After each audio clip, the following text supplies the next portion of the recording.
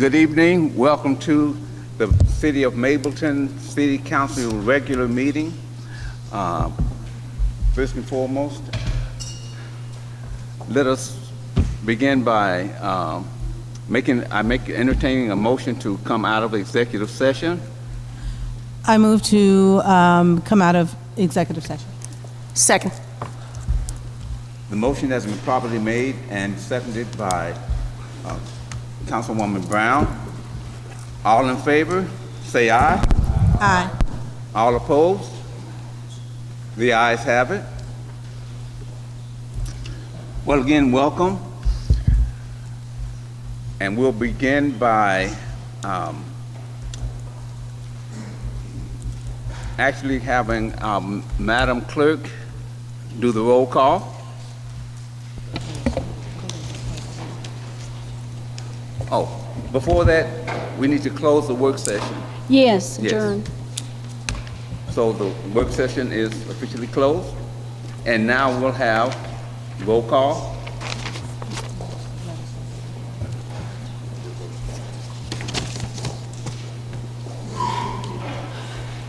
Okay. Can I get a motion to close the work session first? I make a motion to close the work session. Can I get a second? And the motion has been made and properly seconded by Councilman Ferguson. All in favor say aye. Aye. All opposed? All right, now we will have the roll call by Madam Call to Clerk. order. Okay, Mayor Owens is not present. He's at the U.S. Mayor's Conference. So we have Mayor Pro Tem Ron Davis with us. Are you I'm sorry, present? point of order. We need to call this meeting to order. Okay. Do that. Okay. Go ahead. Okay, now let's go ahead and do the roll call. There you go. Okay. It's all yours, Madam Clerk. Okay, I was having public comment cards coming in, and all right, we have Mayor Pro Tem Ron Davis, Present. Council Member of District 2, Honorable Michael McNeely, Council Member District 3, Honorable Keisha Jeffcoat, Present. Council Member District 4, Honorable Cassandra Brown, Present. Council Member of District 5, Honorable T.J. Ferguson, Present. and Council Member of District 6, Honorable Deborah Herndon. Present. Thank you, and we do have a quorum. So next, City Manager, would you do the honors of the invocation, please? Yes, sir, Mr. Mayor Pro Tem. If you are willing, please join me in prayer. Heavenly Father, we pause and acknowledge you. We give space to you. We look to you for wisdom over our council, that you would give them discretion, insight, discernment, and that they would make the decisions that's in the best interest of the city. We ask for your favor and blessings upon our public safety, all of our citizens, all our visitors, that you keep them safe. And we ask that this meeting will come forward with your blessing upon it, that it does the best things for the best reasons for our great city of Mableton. In Jesus' name we pray, amen. Amen. And could we have a military veteran, Councilwoman Jeffcoat, lead us in the Pledge of Allegiance? Everyone, please rise. Pledge allegiance to the flag of the United States of America and to the republic for which it stands, one nation, under God, indivisible, with liberty and justice for all.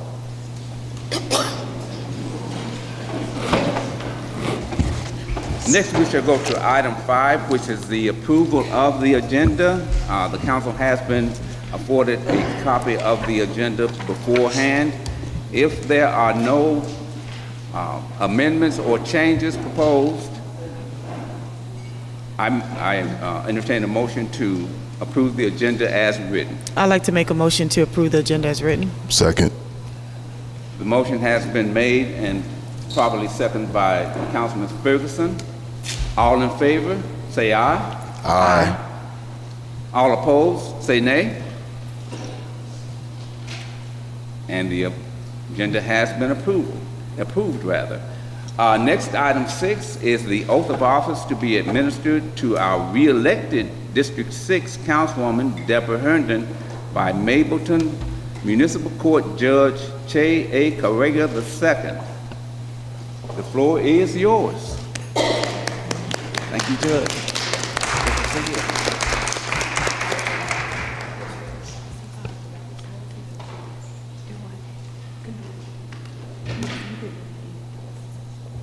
Okay, good.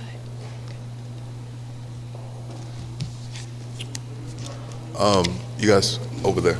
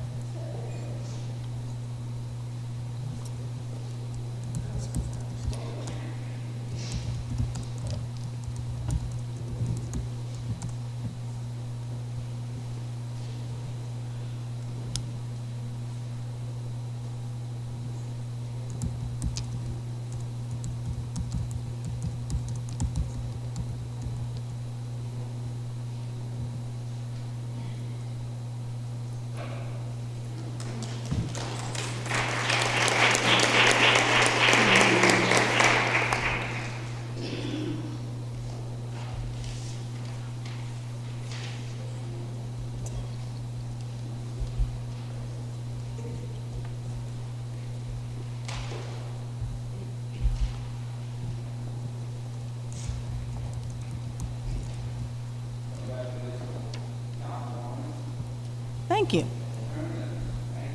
Thank you. Thank you.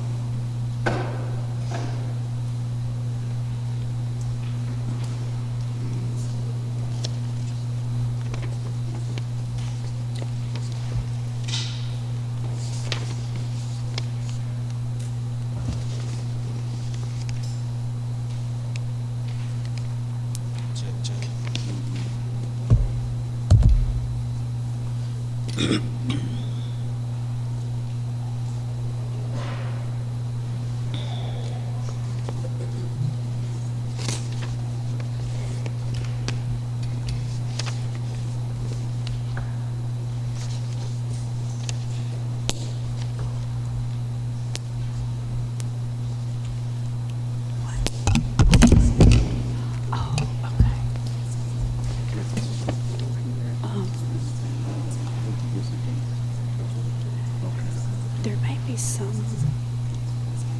over there. There's some over here.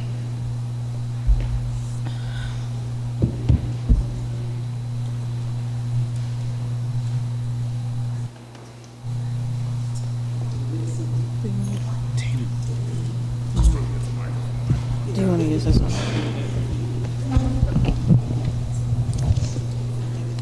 We'll just use this. How's that? Good evening, Mayor Pro Tem and council members. The purpose of this agenda item is to request that you conduct a public hearing. The property, as it's been indicated, is being rezoned. The request is to rezone the property from R20 to, NRC. Sunday Adudu, who is our senior planner in the Planning and Zoning Division, will present a brief PowerPoint that will give you the background on this case. Just as a reminder, this is a public hearing. The applicant and those in favor will have 10 minutes to speak, and those who are in opposition will also have 10 minutes to speak. And then Mayor and Council will be allowed to have a discussion at that point. Thank you.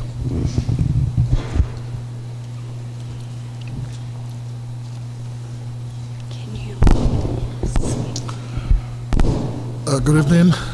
When he asks for support, you go up there. Do what? He'll call for opposition, then you go up there. You don't have to fill out. Good evening, Mayor Pro Tem, council members, and good citizens of the city of Mableton, staff members. My name is Sunday Odudu. I'm the senior planner here at the city of Mableton, and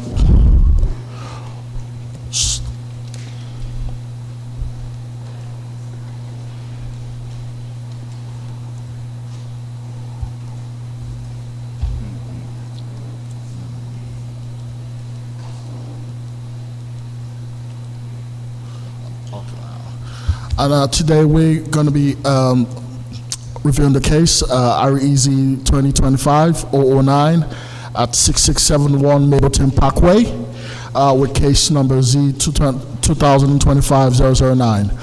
The applicant is here today, Mr. Rendell and Mrs. Leonor Johnson, and they're requesting to rezone from a single-family residential R20 zoning district to a neighborhood retail commercial NRC zoning district to retain the commercial characteristics as well as features of the property. The property location is in 6671 Mableton Parkway, and acreage is 2.327. And this property is located in District 3. So the map shows the current zoning district, which is the R20 zoning district. And the star there shows the location of the property, with the future land use map showing medium density residential, NDR. And this is just a map showing the aerial photograph of the property. And another one showing the site imagery photo of the property. Brief history about this property is the property was built as a commercial structure in 1975, and the tax class provided by the Cobb County Tax Assessor's Office is C4. But was always zoned as R20 single-family residential. That's always been the zoning code. The Cobb County Fire Marshal's Office has provided a copy of the certificate of occupancy for the main building dated May 7, 1996 for a RS M5 construction type, which is a business occupancy for a hair salon. The business did not renew their license in 2023, as we have no evidence of that in our system. And in September 2024, a new applicant applied for a business license for a grocery store. Because of the zoning of the property, the application was denied, as we do not allow grocery stores in single-family residential zone districts. And the zoning ordinance states that non-conforming use is considered abandoned after 12 months. So this simply says the applicant has actually been using that facility as an air saloon as far back 1996 till, as we know, based on our evidence, 2023. And that has been so because of the grandfathered status, non-conforming status that the property has been enjoying. But once the applicant ceases to renew the business license within the space of 12 months, they lose that grandfathered status and the property becomes non-conforming. Or when they want to transfer that property to another property, the grandfather status do not allow transfer of business license to another applicant. So in that case, we had to deny the grocery store, and ever since then, they've sought to put in a rezoning application in order to create that commercial feel and maintain the commercial characteristics of the property as seen from the site imagery photo. And with the information we have, staff have actually recommended denial of the rezoning application, as that is not in line with the future land use designation for the city. And however, given to the existing development characteristics of the site, staff recommends approval of a temporary land use permit subject to renewal every 2 years. Based on the applicant's request and the need for appropriate mitigation, the following revised stipulations as well as conditions are recommended to the Planning Commission for consideration and approval, and those recommendations are also going to be highlighted here today for City and Council to review. I'm sorry, it's hard to hear in this room. It's just echoing. You said approval of a temporary land use, and what was the reason you said that? We proposed the approval for a temporary land use because that is the most appropriate measure for us to take from a staff perspective as well as from a technical planning perspective. Because a temporary land use permit will give the applicant the opportunity to continue running a business on that property without changing the zoning characteristics of that area. And is the expectation for them to eventually change that, or what happens after the 2 years exhausted? So after the 2 years exhausted, they're always free to come back again to continue the application to renew the application for another temporary land use permit, and that's why it's temporary, because it's only provided for 2 years with conditions. Okay, thank you. All right. So listed are the planning recommendations that we're providing, which is the restriction of prohibited use.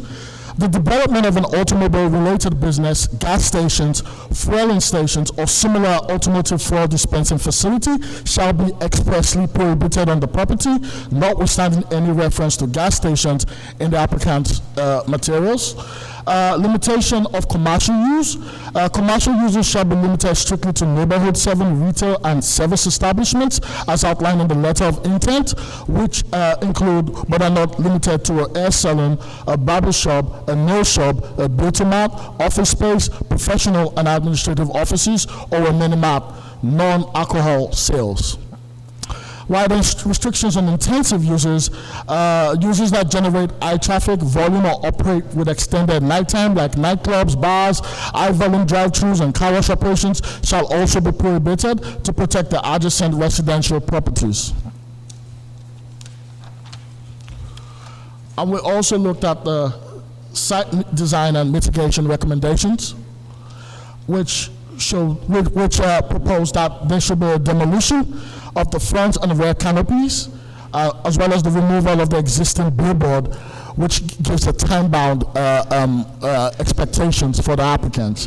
So the applicants shall demolish the front canopy structures within 2 years from the date of temporary land use permit is approved and adopted by the City Council, while the billboard located atop the canopy and the metal canopy shall be removed within 6 months from the date of the City Council approval.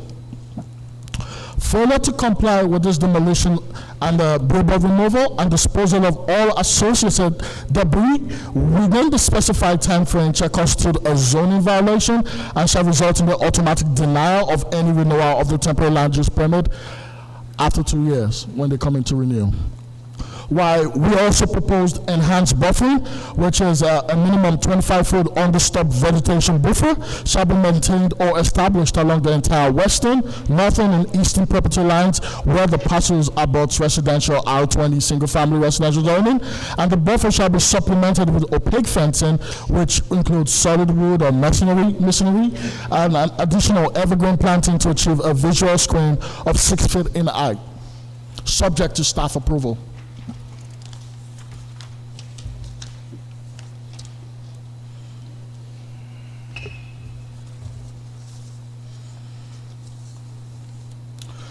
And other site design mitigations were recommended were light control.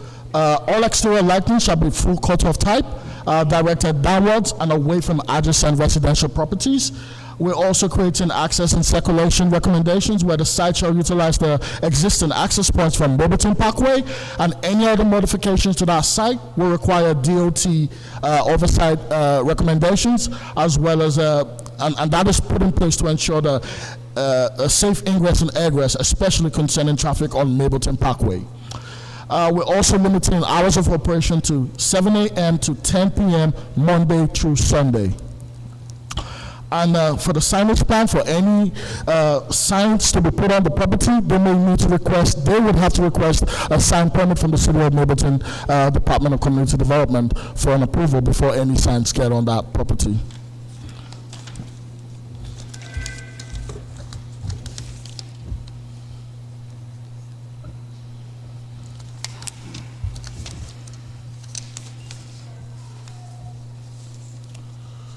And we just have to put this Planning Commission's motion to amend the stipulations. So the Planning Commission actually approves all the stipulations and recommendations provided by staff, but they use their oversight powers to actually put more recommendations and stipulations to the already provided provisions that we provided from staff. Which is prohibition of automotive uses, used tire shops, automotive-related businesses, auto emission stations, CBD items, tobacco and vaping products, as well as gambling-related merchandise, vehicle repair facilities, and vehicle sales are also going to be prohibited on that site. And we're also looking at parking and maintenance, where prohibition of overnight parking not directly associated with the on-site commercial businesses is also prohibited on that site. And lastly, retail restrictions of prohibitions of tobacco and vape sales on that site. And those are the recommendations, additional recommendations provided by Planning Commission, as all the recommendations were approved by them. Thank you. Thank you. So now we'll have the opportunity to hear from those who are in favor. You have 10 minutes. So all who are in favor of this, the floor is yours. Is there an applicant to recognize first? I'm sorry? The applicant to be recognized first. Oh, yes, the applicant needs to be recognized first. I'm sorry, I'm doing OJT right now, so y'all forgive me. Yes, and you are the applicant, is that correct? Yes, Okay. I am one of them. My husband is over there. Okay. Hi, good evening, everyone. My name is Leonie Johnson. Can y'all hear? Can you hear me? Hello? Can you hear? Okay. Good evening, everyone. My name is Leonie Johnson, and my husband and I owned the property 6671 Mableton Parkway. We have used that building since 1995 as a hair salon. We operate there. It was a Christian-based hair salon. We had many friends. We had many customers from this county and outside of the county. As far as Alpharetta, we have clients that come to support our business. The property, when we purchased it from Marathon Oil Company, it was commercial. That's what we purchased, a commercial property. However, recently we found out that it was no longer zone commercial, it was an R20. I found that out last year. In the process before I found out, because my husband had an accident in 2022, a major accident that left him disabled, and I'm his personal caregiver now. And so we had to pull away from the building to care for him because I need my husband. So the business had to be put on hold. During that time, I renewed my license there for 2022, 2023. 2024, we did not renew. However, because El Supo was the contract we signed, they came to us in December. Once their background was cleared, we signed a contract in February 16, 2024. They applied for a license but was never able to get one because they found out that it's an R20. And I went to Cobb to do my own research to find out what was the problem, and so I was deferred to Mableton because now Mableton is I'm in the district of Mableton now, no longer Cobb. So, and I've been going through the process. I've always complied with Cobb County. We've never violated any laws. We've never had any crazy business there. It was like I said, a Christian-based hair salon. And I have many clients who are friends now, dear friends of us, who came out to support us, would like to see the business, and we would love to go back there as a hair salon. However, not at this time, because I'm still working on getting my husband to be able to stand again. In order to do hair, he has to be able to stand. So I'm working on doing that. I was trying to get that building rented out to help me take care of him in the process, and to give him the time to be able to come back to our business. Because we love Mableton. We've been here since 1993. And we've always been a part of Mableton. We do not want to see Mableton look chaotic. We love what is going on.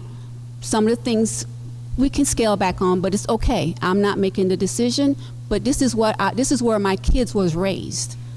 My grandkids are being raised here. So yes, I do want to see Mableton beautify. We have been told that we had to do some stipulation on the building. We've already started the buffering. We've already taken down part of a sign. We're not able to take down the billboard yet. However, that's a costly thing.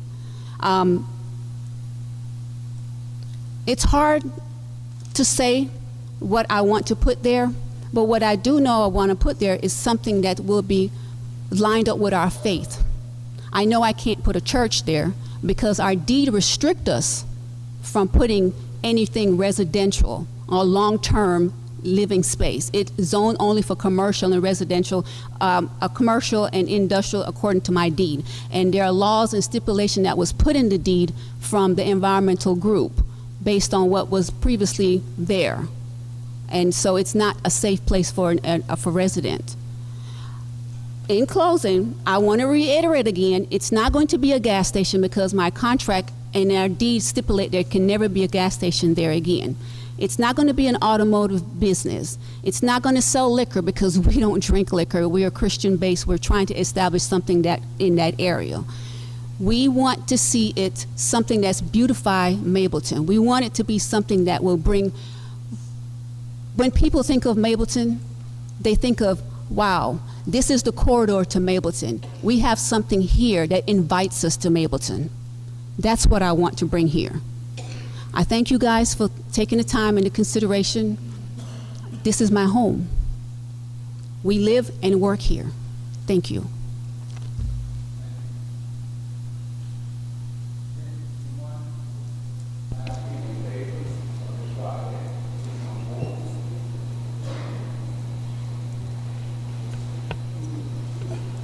Mayor Pro Tem, do they need to restart the timer?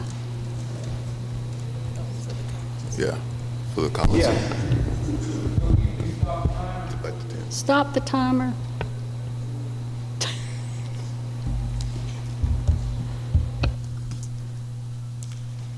Good evening. Excuse me.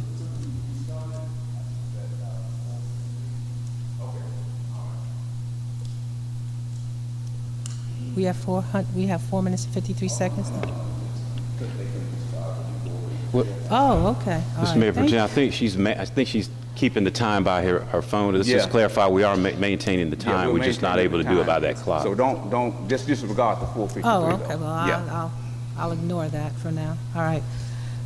Good evening. My name is Joyce Steele, and I'm a 30-year client and friend of the Johnson family, owners of the property on Mableton Parkway. I'm here advocating with my friend because the property has been in place. It's been placed in limbo due to two rules that conflict and that makes the property unusable under the current city zoning. The city zoning says R20 residential. The county tax assessor's office and water department says commercial, and the Superior Court deed says the land can be used only for industrial and commercial use. We must follow both, but that's not possible since they are conflicting. The problem is the city zoning allows only residential use, but the recorded deed permanently prohibits residential use and limits the property to commercial or industrial use. Because of this conflict, the property cannot be legally used as it is today. The property cannot be used residentially, the deed forbids it, and the property can't be used commercially, the city zoning forbids it. The ask is for the rezoning request to simply return the zoning back to the commercial and align the city's zoning with the existing deed restrictions so the property can be legally, appropriately, and responsibly used. Any future use would be limited, neighborhood appropriate, and subject to conditions regarding traffic, noise, lighting, and hours of operation. As you heard, they've already begun to implement the conditions that were recommended by the Planning Commission. Even if the county zoning reflects residential, it appears the deed still forbids it unless the restriction is legally removed. This rezoning does not create additional impact. It resolves an existing legal mismatch and prevents the property from remaining unusable. We're not asking for an extension of use, just a correction that allows lawful use of the property. We're respectfully asking for approval. And and you heard Ms. Leone say that they did pay to have the renewal done in 2023. We have documentation that supports that, and we can provide that. So when you talk about a grandfather clause, if the grandfather clause was reneged because there was not a renewal, that needs to be explored a little bit further to make sure that that is absolutely correct. So we thank you all for listening, and we appreciate any support that we have. And anyone you can see who is here, who is in support of, we all have on red. It's very clear that she has a lot of support. There are a lot of other folks who could not make it tonight, but I promise you they would have been here. Thank you. Thank you. Any more in support?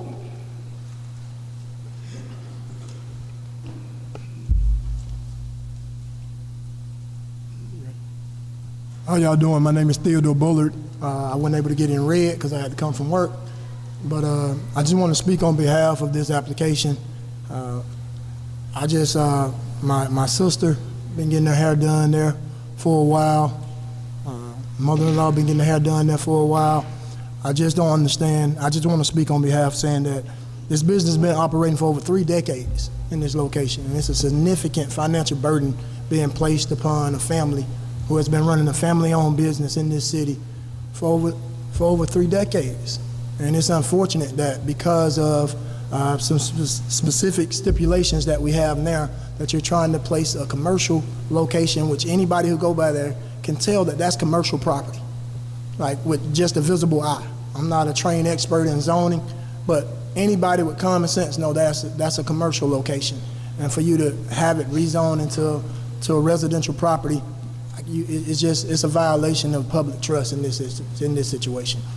You have so many families that have been going over here getting their hair done and been operating in this location since the 90s. It's unfortunate that since Mableton has became a city that we now have this new stipulation that can cause this family this much harm. Somebody who's been in our community and been operating in this space for a long time. That's one of the only big billboards you see when you go by, when you're coming up Mableton Parkway. But I just wanted to speak on behalf and just let know just a regular resident here in Mableton. I think it's unfortunate that we have people that's been operating and supporting this community for all of these years and been paying their taxes to Cobb County for all of these years. Now we're going to go back and tell them to tear down a building that's been operating as a business, turn it into a residential space, and take down billboards that's been here longer than most of us been around in this location. So I just want to say I support them, and anything I can do to help, I want to help. Thank you, sir. My name is Ingrid Wells, and my sister bought that property and gave it to my grandson, or my nephew, I'm sorry. They've been operating for over 20 years, haven't had any violations, haven't had any problems. They've been there probably longer than some of the members of the staff, of the council.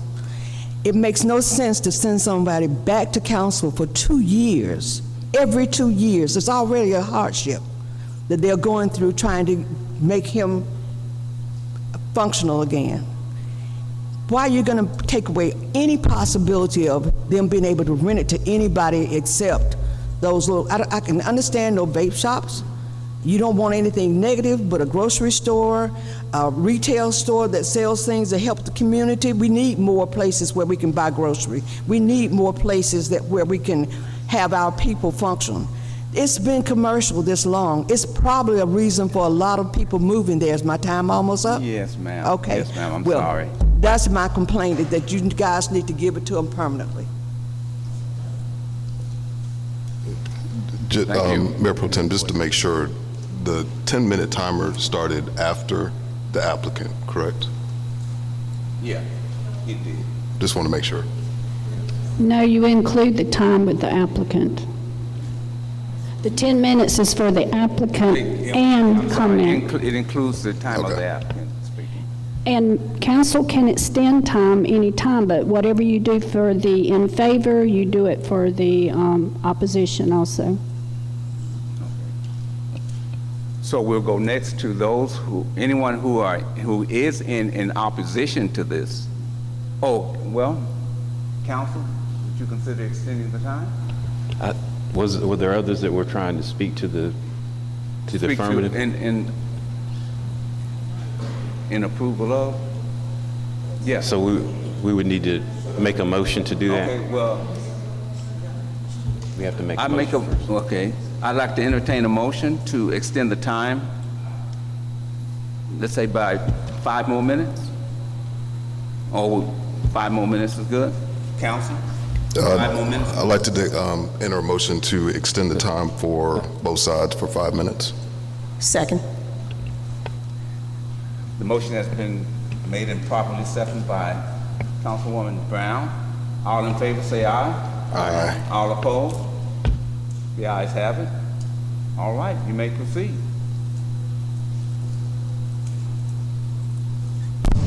Oops. Good evening. I'm Denny Wilson, District 2. I moved to this area, Mableton, in 1981. That particular location was a starving Marvin. I lived in those apartments right across the street, which was called Woodcliff. So I don't know how it got changed to R20, because that starving Marvin was there all the way up until my children went to middle school at Lindley. So, I mean, I honestly don't know how it was changed to R20 when all of those years it was commercial.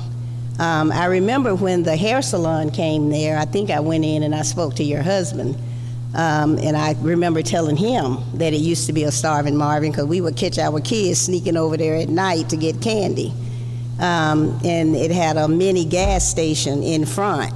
So I guess we probably need to track back to see when, if and when the county did change it to R20, because of it being commercial back in those days. Now, NRC, I've asked several people what were they planning to put there, and nobody could tell me. But you guys got to understand, NRC is a wide category, and it could be a number of things. So, you know, you got to define if it's going to be a hair salon. I mean, what are you going to put back there? But I support her in, if they want to, you know, open a commercial development back there, I think it should be, but I advise you to go look in the county's archives, because again, that area should not be, it should not be R20. Thank you. Thank you. Anyone else in support? How much time do we have? Okay, I won't be that long. I just wanted to be clear. Thank you for your time. I'm Alana Freeman, and I just want to stand in solidarity with Leona and her husband for this shop that has been there for many years. I personally have not gone to this salon, but my mother has gone there for many years. So I know that they have not only been great to my mom, but for sure great to this community and great for their family to do what it needs to be done. So I stand here to support, even though I'm not there, to support them, and I hope and I ask that this committee would consider making it permanent so they can continue on to do what they need to do. I did, from what I could see, I did read some of the stipulations to come back in 2 years. Although it seems great, it will be a financial burden or cost to do all of those things, and to do that and then to come back in 2 years and potentially have a denial could be very costly. So I hope that this committee, and I ask that this committee consider a permanent change to commercial use. Thank you. Hello, everyone. My name is Sheila Edwards, District 3. I don't know the applicants, but I do know the location, having driven up and down Mableton Parkway. As a business owner, I believe that you should be allowed to do what you need to do with your business as long as it's conforming to our community. There's been a lot of discussions about improving the look and feel of Mableton Parkway and Veterans Memorial, and I think that if the applicant is in line with what we want to do with those areas, they should be allowed to do that. My other point is I'm concerned about the billboard, and I think you touched on that a little bit. But as you look to improve that space, what is the plans for the billboard? Because obviously it needs to also conform to what our community needs to look like. Thank you. Thank you. Now, with that being said, anyone who is in opposition to, is time up? 56 seconds. 50, you have 56 seconds? Can you do it? Can you do it? Can you do it? Just saying that I don't know what happened with all the confusion here. I understand that they're saying that it was never zoned as commercial, but I myself have been to that salon, so I don't see how, that misunderstanding could happen. I do understand that she could continue the business. They could continue the business with the 2-year renewal for the permanent, this temporary land use, permit. But I would, say I rule in favor, or I would like to, for it to be permanently changed, so that way they don't have to go through that every 2 years. I don't understand how it's residential, but anyway, that's just what I want to say. Thank you. Thank you. 22 seconds. My name is Roosevelt Duncan. I'm in support of the family. You need to rezone that, leave it as it is as far as a permanent commercial siding. I've been knowing those people for years, and you can see I've got my head done there also. So it needs to work out. We need to work for them, not against them. They're good people. They'll do the right thing. Thank you. Thank you. Okay, now, is there anyone in opposition? All right, you have the floor, sir. Yes, my name's Steve Young. I'm speaking on behalf of the Mableton Improvement Coalition Zoning Committee, and we recommend the what the Planning Commission has recommended as well. The use that the applicant proposes is appropriate for the area in that it's been there that way and it served the community very well. We have no doubt that the applicant is sincere in everything that they have proposed.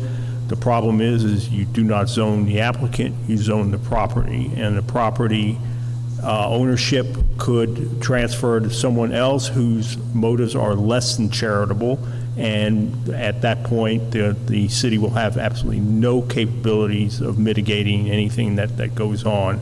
And NRC is a very intense use of the of the land, and although the applicant has not expressed any interest in an intense use, NRC is not, as I have stated, applicant bound, and therefore the LUP is a much better zoning because the applicant, you can track it along with the applicant. So we recommend that what the Planning Commission recommends be adopted. Thank you. Thank you. Yes, sir. Hello, my name is Scott Starwitz. I'm the CFO and founder of the SAE School. Our school is located across the street, and we represent more than 400 families. We are in support of the Mableton Improvement Coalition in that we believe that there should be a denial for the rezoning, but an approval of the temporary land use permit with the following restrictions. As a representative of the school, our main concern is the safety of the children.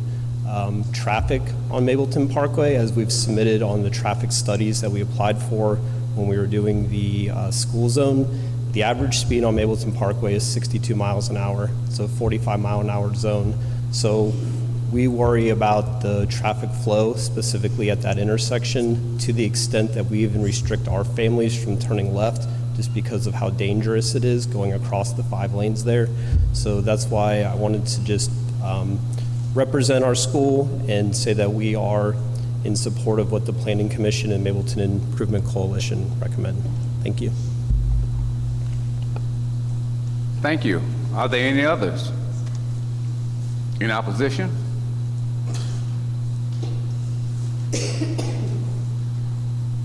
Okay, there being no more, council for discussion. Yeah, Mayor Pro Tem. So I've had opportunity to speak to the applicant as well as some of the residents, including some members at the school, and it's true that the zoning has to be done by the land use and not the applicant, because obviously the applicant has great intentions, and we've heard from many people here. So I think that's just important to reiterate, because changing the zoning to that NRC, and one of the residents mentioned it, it's a very broad definition. So at any time, if the ownership were to change hands and the new owner decided to utilize the full definition of the rezoning, then we as a city could not do anything about that, because we would agree to permanently change the zoning to that new classification. That's, I think, what is appealing about being able to do the land use. Now, obviously, we've got to look at the character of the community. We've got to look in the best interest there. We've got to look at the applicant and the owner. And so it's very challenging because of the need to, under a land use permit, to have to come before the council every 2 years. Now, you would think if everything's going well with the business, the council would approve it and would continue, but by definition, that's not a guarantee. So I understand the concern there. And reviewing the recommendations, there's going to be a cost, whether it's rezoned or a land use permit. So there's going to be that cost if whoever comes there, and the owner of the business would have to be responsible with that in consideration for anybody who wants to come and have the business. The canopy was mentioned, for example, and other things. And so I just wanted to make sure I put that out there, because in our role, we have tough decisions to make, and I want to make sure that we're fully talking about these things. And it's a tough consideration, but it's important that all these facts are played out and discussed and make that a part of the decision. I do have one question, though, because there was a reference to the deed, and I want to make sure we don't have an issue with the deed, because I didn't see anything about that mentioned in the plan, and the applicant mentioned it. So whoever's appropriate to address that, I'd like to hear about that, because as we go forward, whether it be making a decision tonight or at a later date, I want to make sure we cover all the bases for everyone involved. So in regards to the deed, I'm sorry. So in regard to the deed, just based on Georgia law, according to Title 44, Chapter 5 of the 2020 Georgia Code, a deed can never override a zoning classification or ordinance. So irrespective of whatever is in that deed, the zoning ordinance takes precedence over that. Okay, thank you. It's clear that this property has been a commercial property, I believe, for, I've heard them say about 25 to 30 years. And so do we know any of the historical background on how this now is zoned at R20 and what transpired during that process?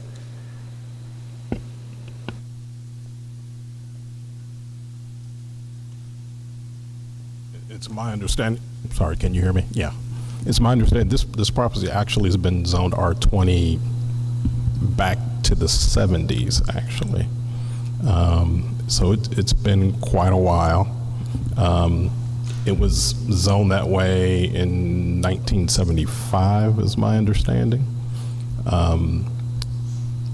And so it's been operating under that zoning classification since then. When the city was created, the zoning didn't change. It was still R20. I've heard reference to C4, C3, some of those designations, and I want to be clear to you and to the public that those are classifications for the tax assessor's office. Those are the classifications they use to determine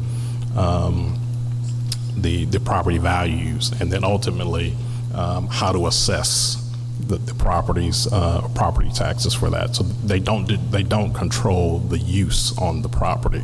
They're just merely classification systems for determining property values and ultimately property taxes. So I hope that helps.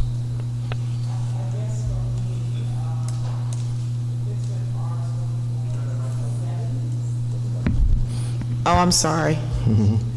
It's been R20 since the 70s. So this entire time, all the businesses that were operating there were operating there? Quite possibly, yes. So how can we have a gas station in an R20? And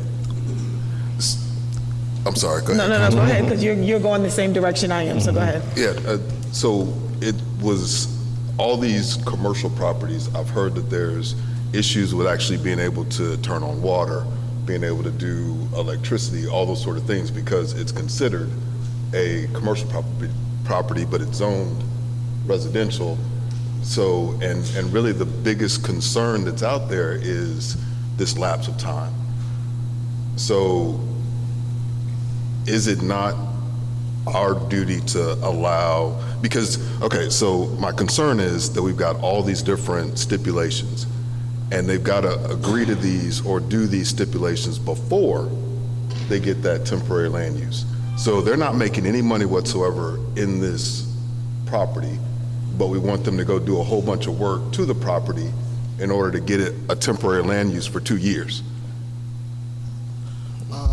I'm sorry, Councilmember, that's incorrect.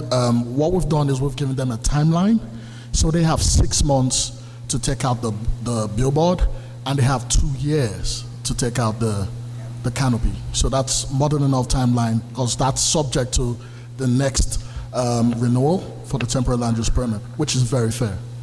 So it says the billboard located atop the canopy and the metal canopy shall be removed within 6 months. Correct. No, So- the canopy itself has a 2-year window. It's subject to renewal, but 6 months for That's the not what this document billboard. says. That's not what this says. I just read it. It says the billboard located atop the canopy and the metal canopy shall be removed within 6 months from the date of city council approval and adoption of the temporary land use permit. Failure to complete the demolition, billboard removal, and disposal of all associated debris within the specified time frame shall constitute a zoning violation. Yeah, there's Blah, a blah, blah. smaller metal canopy that is attached to the billboard. If we could take it down, you'll see it. What we're trying to explain here is, So applicant shall demolish the front canopy structures within 2 years. Yes. That's expensive to do. You need to go back to the. Why can't we,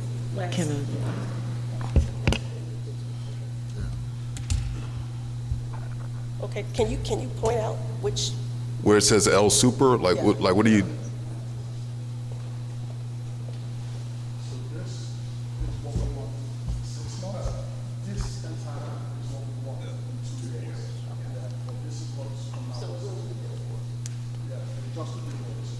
So you have 2 other council members. We can't see what you're pointing at.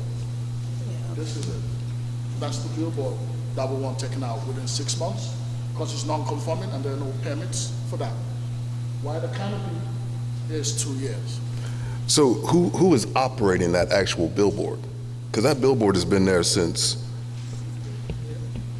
I mean, that billboard's been there for years. Like, is that truly the applicant's issue, or is that Clear Channel Communications or whoever owns that billboard?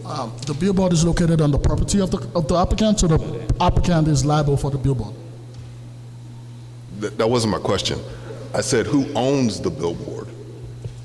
The applicant owns it because it's on their property. Well, if I have a cell tower on the property of the Home Depot doesn't own the cell tower.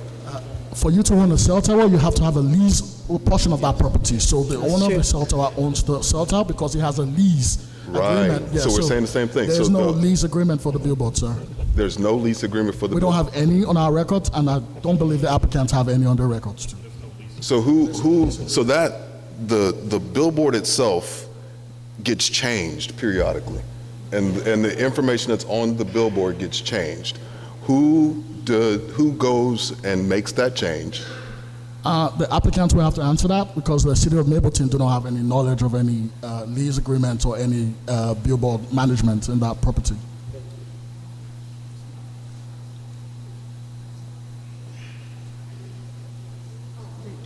So do you know who actually operates the billboard?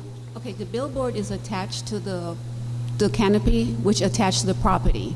So the whole property and everything existing on it belongs to us. So then, do they come to you and say they want to change out the billboard?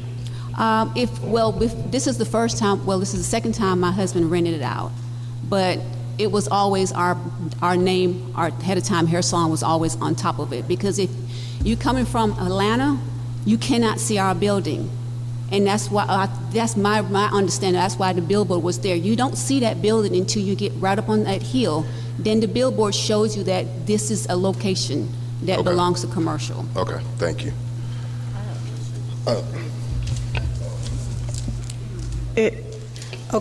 I'm sorry. Go ahead. I have two. I actually have 2 questions. Is there a way to rectify the conflict in the zoning? Because it seems unfair to the applicant to be what I deem to be, responsible for this conflict that's going on. Is there a way to do that? And my second question is, the 2-year renewal, why was 2 years chosen versus 4 or 8 or whatever? And actually, I think I have a third question. Sorry, I'm just putting it all out there. And this is where maybe my ignorance when it comes to zoning may show. But is there a way to keep the zoning so that it works for the current applicant, but then maybe put in other stipulations if a new owner takes over, so that way the current applicant can continue running things as they are without having to come in every 2 years and renew? But then if someone else, if they decide to sell the property to someone else, then they would have, I don't know, another. Technically, those are legal questions. The City of Mableton staff and Community Development Department, we only follow the guidelines of the future land use plan and the current zoning. We do not provide recommendations outside the scope of what we're provided to work with. And I'll just yield to the city manager. I believe he wants to answer one of those questions. Yes, it's worth saying to the council Staff is obligated by ordinances and zonings that you all have voted on. They can't change on their own discretion the land use maps. So when they come up, their recommendations is in compliance with what you or the city has adopted. You adopt certain standards so you can achieve certain results in a community. They follow that. Doesn't mean that they have a personal attachment for or against. They're going to come up here and present exactly what has been approved. You have a planning commission that can give more of a human perspective and then give their input. So I think sometimes y'all are asking staff to make changes that have to be, that's what I'm hearing. Or asking can it be made? And the answer is yes, but it would have to happen at the ordinance or the land use level, not at their level. And they have the right to give a temporary use permit without rezoning the use. But when you want to know if we can change the zoning, that would happen at your level. And so I think I've heard some people say, what can we do to get the zoning right? Or what can we? And so they're doing their best to speak and answer questions, but I want to be careful to not put staff in a position that it is their authority to change land use. That falls on the council. So I wanted to make a recommendation if possible, because it sounds like we have a lot more discussion that needs to be had, and if it's possible for us to defer this item, that's my ask. I can make a motion. Yes, we can defer it if council chooses to defer.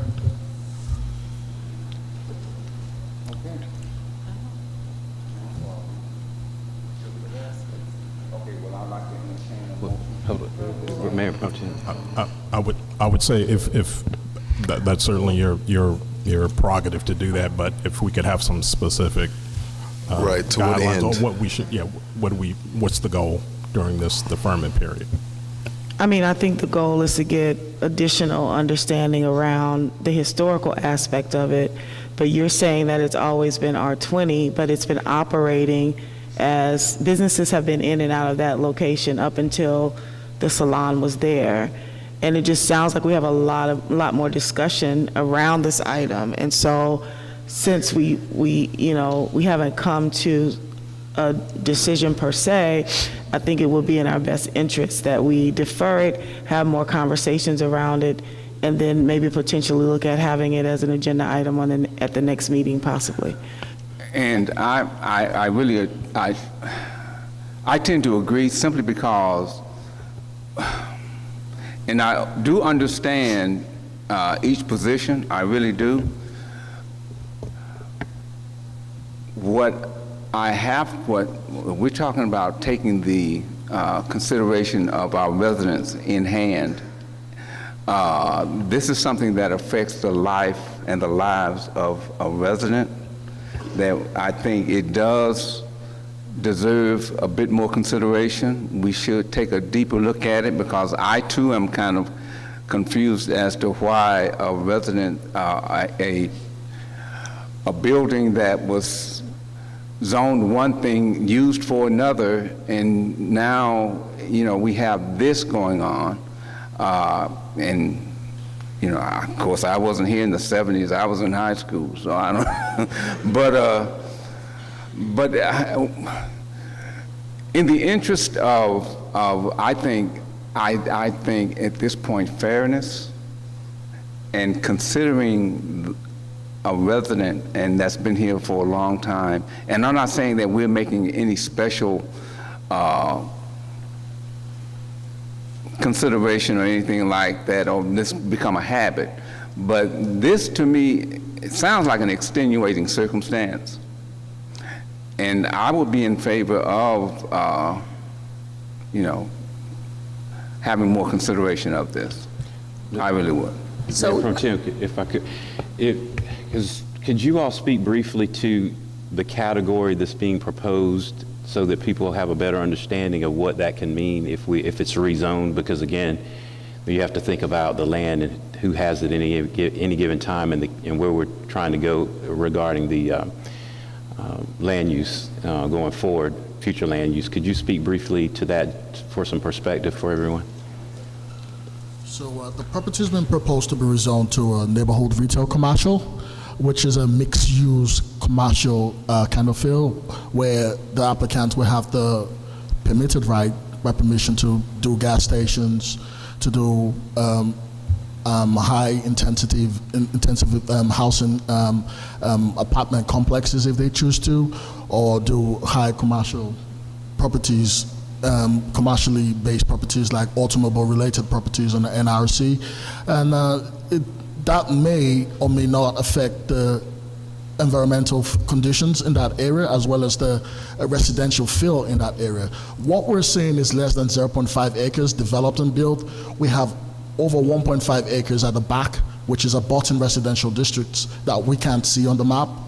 And that is the real concern at the moment. So there's so many potential options for the applicants in the future, but for now, just based on our zoning code and the future land use, we can't rezone it to NRC because it's not applicable for the future land use, which is medium density residential in the area. So I have a question about the, if I heard correctly, that this has always been zoned residential, but by the county, but at the same time, the county was taxing them as a commercial property. Is that correct? Yes, that's correct. Okay, so now, I, am not hardly an expert here, but I would assume that a commercial property is probably taxed at another level than a residential property? Yes, but if you look at the corridor of that Mableton Parkway, all properties, be it residential, commercial, are all in the C4 class. Even the residential properties are taxed C4 too. Okay, well, I guess where I'm headed is that it's, all this time has been commercial, right? And so. Sorry, ma'am, all this time it's been residential, operating as a non-conforming. Okay, so there was some exception then given, it sounds like. Based on what we have in our records, there were no exceptions, there were no zoning petitions, no conditions, no other business applications on that property. Okay. It has no stipulations. It's been R20, and it still remains R20. Well, but my point being, I think I heard Ms. Denny, I heard a number of people say that it operated as a commercial property.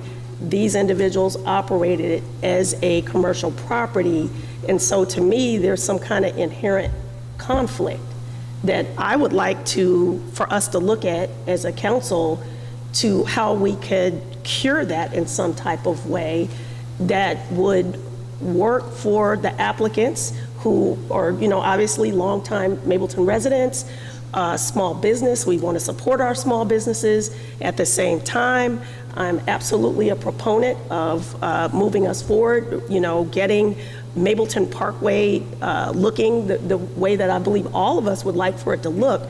But is there some middle ground that we can reach that would not require them? I know you're going to take me to the 2-year.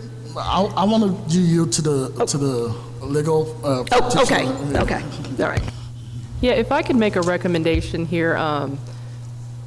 My recommendation would be, it sounds like there was concern about being able to extend the period of time for the applicant so it's not so burdensome. So pursuant to Section 503, subsection 3 of your zoning code, it says the mayor and council may grant special use permits for any period of time in their discretion. So my recommendation would be to approve tonight for 4 years and then give staff during that period the opportunity to look at the area holistically and its compatibility with your zoning code and your comprehensive plan. Well, and if I may, that seems to be the crux, because for the landowner, 2 years is a really quick turnaround to make determinations and to get somebody to come in and have a successful business. So if we're able to do that, I would think that helps everyone involved, so that the business owner, the landowner has what they need, and the residents that have concerns also are having needs met.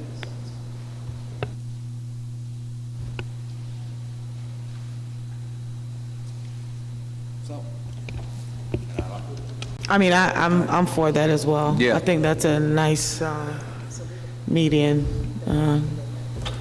So the motion would be approval of staff's recommendation with the modification that the permission to operate will be extended to 4 years and not 2 years.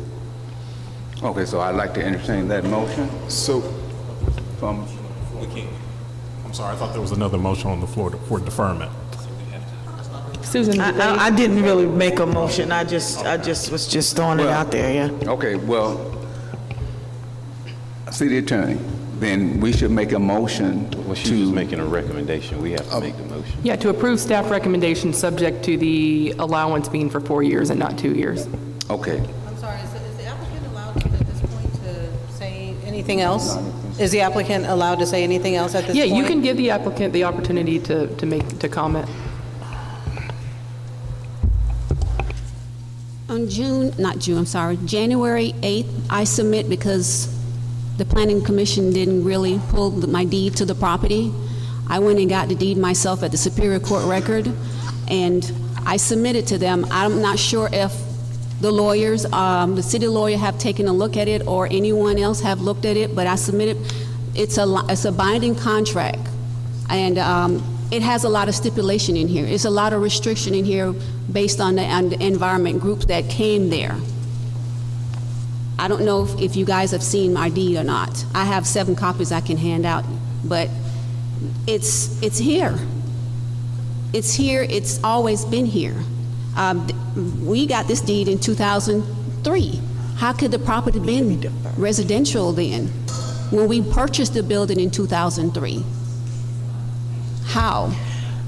How were we not informed then when we were signing off? Because we were there in 1995, operating, but we were able to purchase the land from Marathon Oil Company in 2003.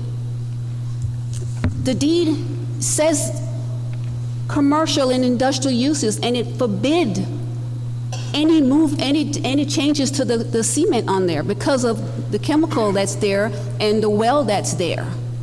There are at least 3 or 4 environmental groups that restrict this property from being changed or altered. Our intention is not to develop the back of the building. This property is going to stay in my family. This is our legacy. A wise man leave an inheritance for their children and their children's children. This is what I want to do for my family. I have a copy of my deeds if you want to take a look at it for further investigation.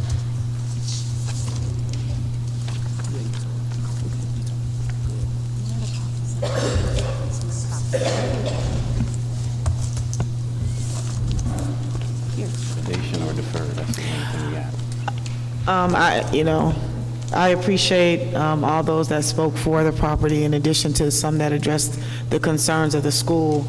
I still would like to make a motion to defer this item until the next meeting.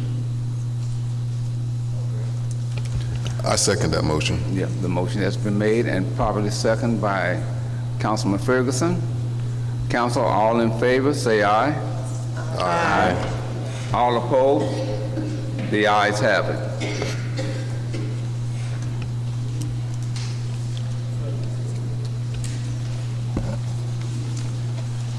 Okay. Next, we'll go to item B, that's REZ-2025010. They're just asking to withdraw this. Director Hughes, you have the floor. Yeah. Once again, my name is Sunday Odudu, the senior planner here at the City of Mableton, and the case number for this is Z2025-010, and the applicant is Mr. Joselio Cruz. The request is for zoning from a single-family residential R20 to a low-rise office LRO for the development of an office building. The property is located in 3710 Cedar Drive, Southwest Mableton, Georgia, 30126, and the acreage is 0.576. This is located in District 6, and the applicant has chosen to withdraw without prejudice his application. Thank you.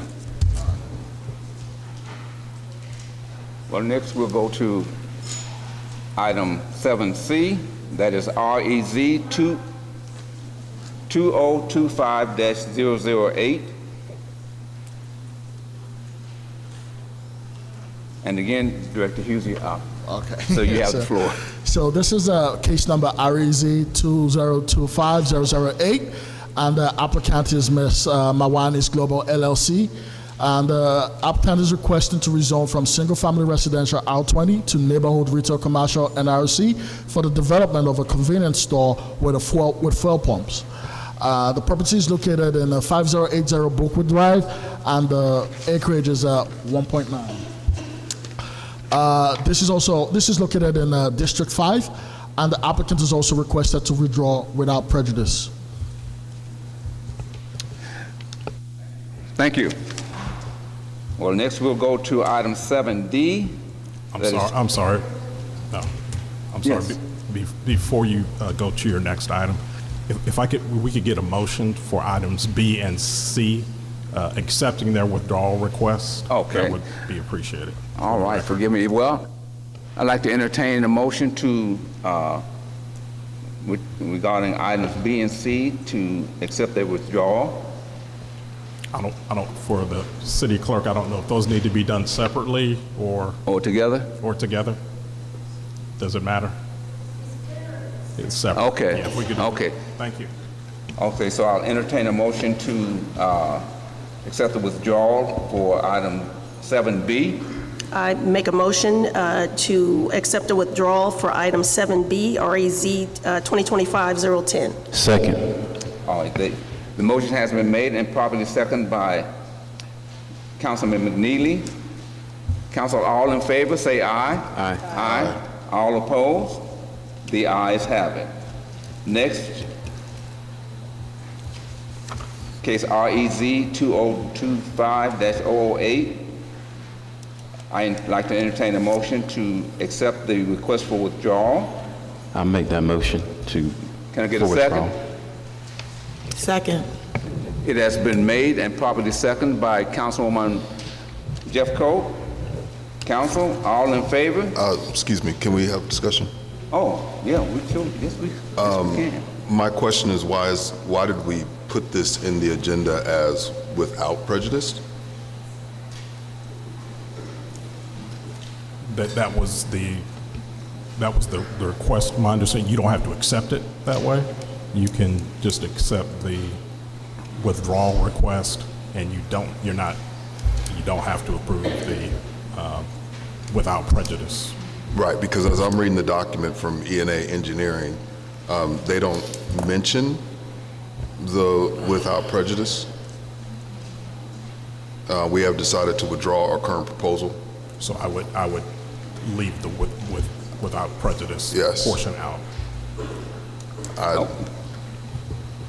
So I know that we have a motion on the floor. However, I think we need to amend it. All right. Okay, well. All right. So then I make the motion. So I'll make the motion again with the change to removing the language to withdraw without prejudice. Yes, can I get a second? Second. Okay, the motion has been made and properly seconded by Councilwoman Brown. All in favor? Say aye. All opposed? The ayes have it. All right, well, next is item 7D, case TLUP 2005-004, and These are just, yes, sir. These are just for, the next two items are just information. The first one, TLUP 2005-44. The item is going to be held because of the lack of advertising, public advertising and posting for the property, and some other requirements. So staff is requesting we hold that item. And if we can, I'll go to the next item, item E. REZ 2025-006. That application has been deferred by the Planning Commission, and that will be brought back to you at a later date. all right. Okay. Okay. Well, regarding item 7D, I'd like to entertain a motion to hold that item for the time being. Is there any discussion? Make a motion to hold item D for a later date. Second.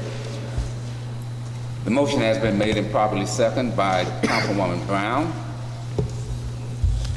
All in favor, please say aye. Aye. All opposed? The ayes have it. Next is that is 7E, REZ 2025-006. I'd like to entertain a motion for the deferral of this item to a later date. Is there any discussion? Motion to defer item 7E for a later date. A second. All right, well, the motion has been made and properly seconded by Councilwoman Herndon. All in favor? Aye. All opposed? The ayes have it. Next, we'll go on to, are there any presentations, acknowledgements, or proclamations? Seeing that there are none, there's item 9, no appointments. Thank you. Next, we go to item 10, which is public comments. And Madam City Clerk, can you set down the House rules for public comments?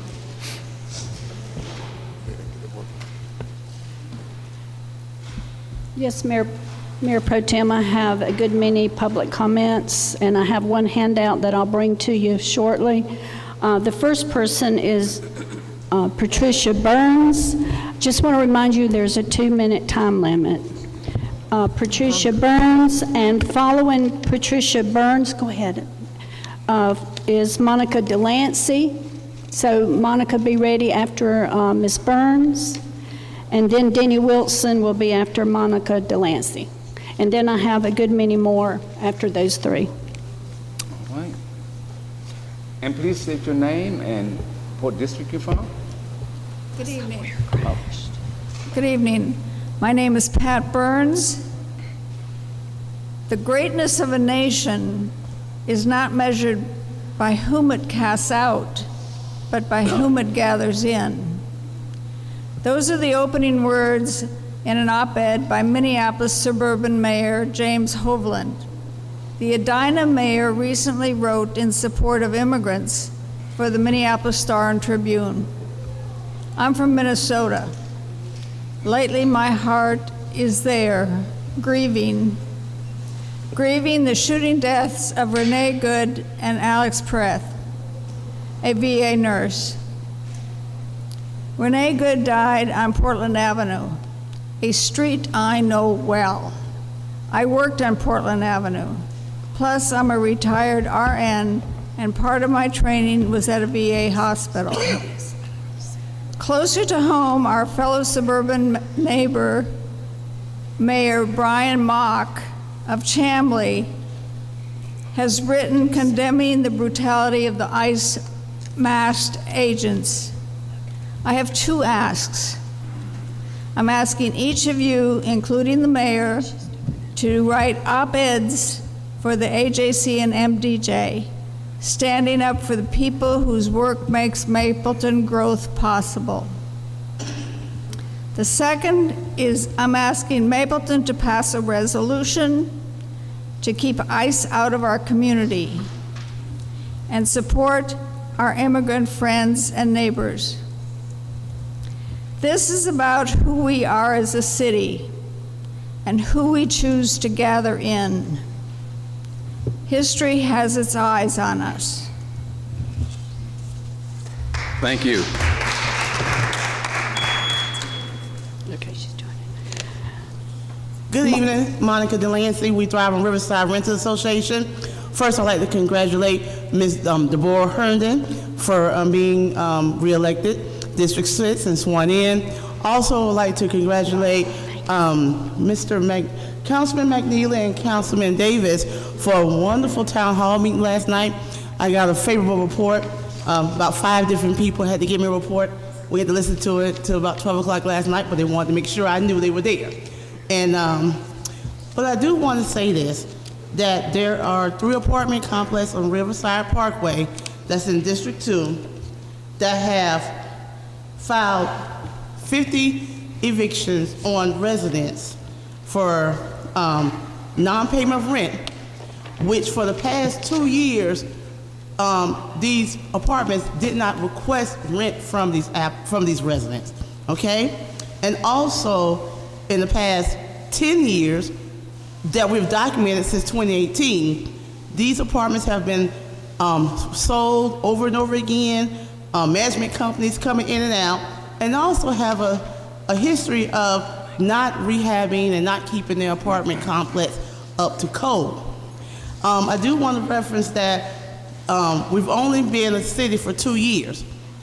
So yes, when it was on the Cobb County, in 2018, God rest his soul, Chairman Mike Boyce came over to the property and he had a discussion with the owners then and said, hey, we cannot allow this in our community. And Mr. Murphy was part as well.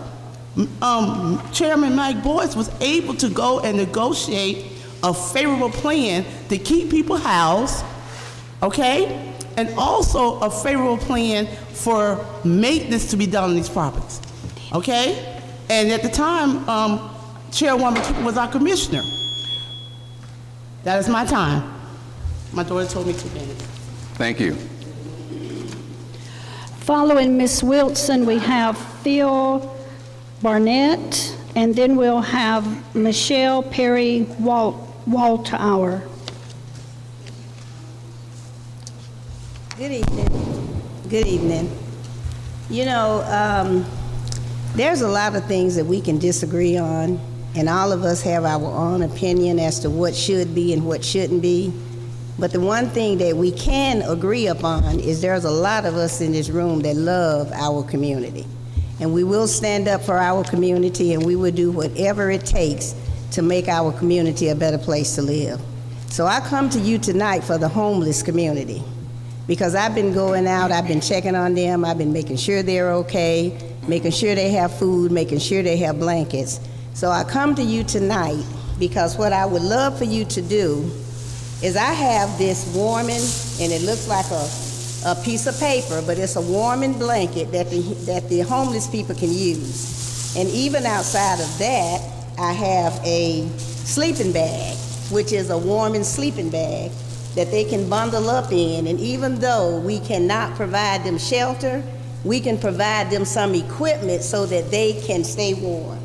Now, what I would like to see everybody in this room do, Family Life Restoration Center has provided me with about 50 of these, but we need more because we've got homeless people all over this city. I mean, we lay in our warm homes, our warm beds. We can go to our refrigerator and get our food. We can watch our TV. These people can't. So what I would like to challenge you tonight to do is I have a barcode. And I would like for you guys to scan this barcode for Family Life Restoration Center Cash App account so that we can buy more blankets and we can buy more sleeping bags so that we can go out and make sure that these homeless people have at least some warmth in their life. We may not be able to take care of all of them, but we can make a dent in this. So I can put this on the table or put it wherever and make sure you guys scan it. And you can buy however many you want. That's fine. Okay? Thank you. Oh, I'm sorry. TJ wanted me to say how much they are. If you go to Walmart, they have a set of 2 for $7.25. They have a set of 4 for $17.47. For the emergency sleeping bag, for the thermal blankets, there's 12 in a pack for $12.99. So if anybody wants to scan the barcode, I have it here. And you can donate however many you want to Family Life, okay? But let's get these people some warmth in their lives, okay? Thank you.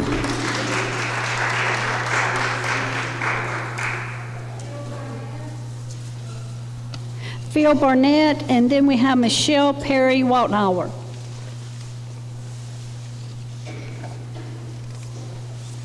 Phil Barnett, District 1. Last night, I guess you guys got the message, right?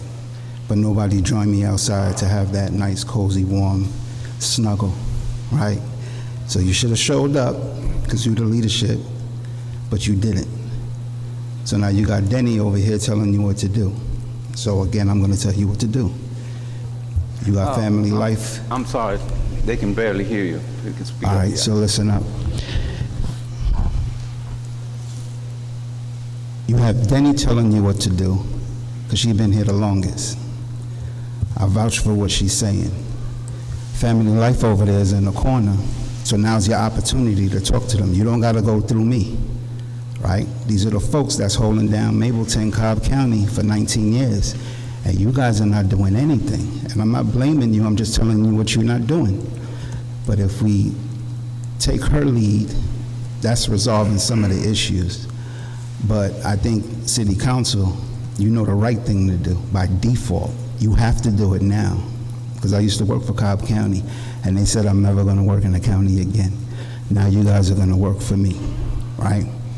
And this is, before it gets crazy, I advise you to take care of your folks that's been taking care of you. You don't know because you're not in the mix of it.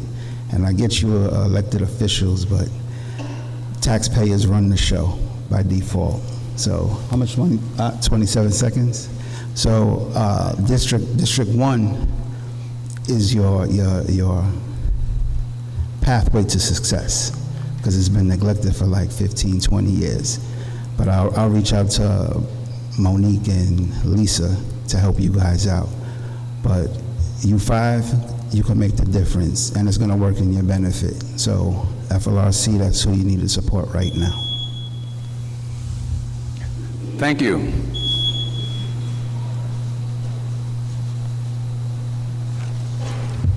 Good evening, everyone, and council members. My name is Michelle Perry Walthour, and I've been a resident of Cobb County for about over 30 years now, and I've also been friends and a customer and client with the Johnson families at 6671 Mableton Parkway for over 30 years as well. But I just have a question about this, because I went with the Johnsons when they went to the Cobb County Superior Court to get their paperwork, and they wanted to get confirmation on what their property was, and it was deemed commercial. And they said that they explained to them, but City of Mableton is saying that it's R.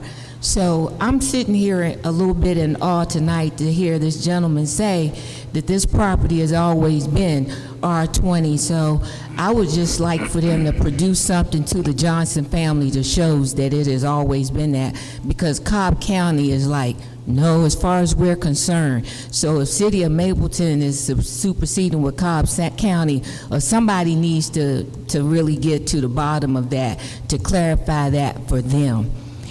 And the other thing that came to my mind when I was coming here, and maybe the zoning gentleman can answer this question, if there was a rezoning for that area at 6671 Mableton Parkway, where I come from, and I've been on HOA boards for quite a while now, when they're doing rezoning, they post zoning notices, and those yellow zoning notices, they take pictures of them, and they have a time frame on that. So was that something that was done in that area that they needed to be aware of, or because they have never seen any? So is that something that was done on Mableton Parkway, around that area, that was done that they need to be aware of? Thank you. Thank you. We have Joe Lehman, and then Sheila Edwards.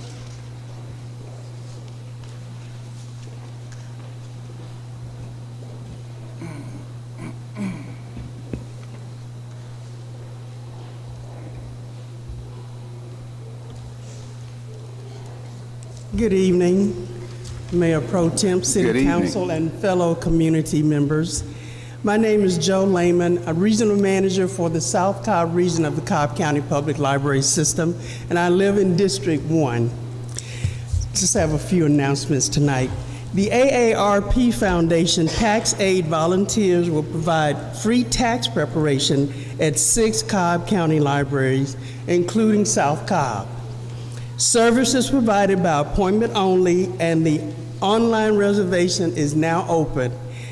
For those of you who are do-it-yourself tax preparers, Cobb County Libraries are making available federal 2025 1040 tax forms and instruction booklets. Libraries are also offering free printing of federal and state forms up to 10 pages. Cobb County Libraries will be hosting a prom swap at 2 library locations this year. South Cobb Library is one of them on February 21st, and at the Schweitzer Library on February 28th.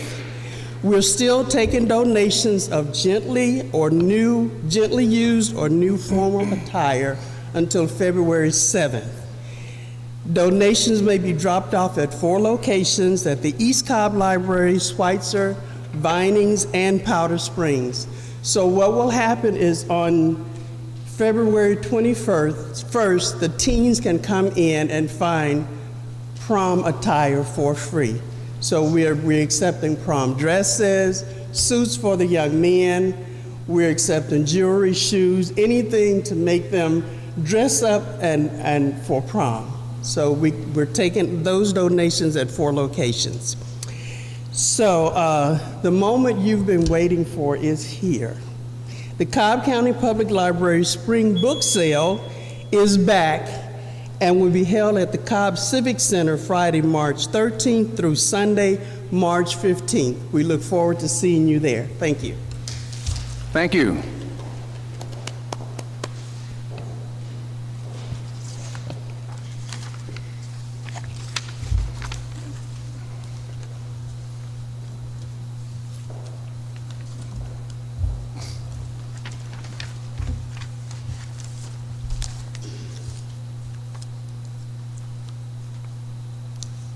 Good evening. My name is Sheila Edwards, and I'm here to raise a concern I have been sounding for more than a year. The City of Mableton lacks adequate policies and procedures for contract compliance, oversight, and accountability of public funds. This is pertaining to the complaint contract with Grice Consulting Group. The absence of a formal compliance framework does not excuse the city from its fiduciary responsibilities. Instead, it exposes a serious policy gap that demands immediate attention from city leadership and this council. Being a newer city cannot justify operating without clear standards, safeguards, or transparency. When those guardrails are missing, residents and subcontractors are vulnerable to abuse, and that is exactly what I believe has happened here. The issue goes beyond a private dispute. The city is a contracting authority.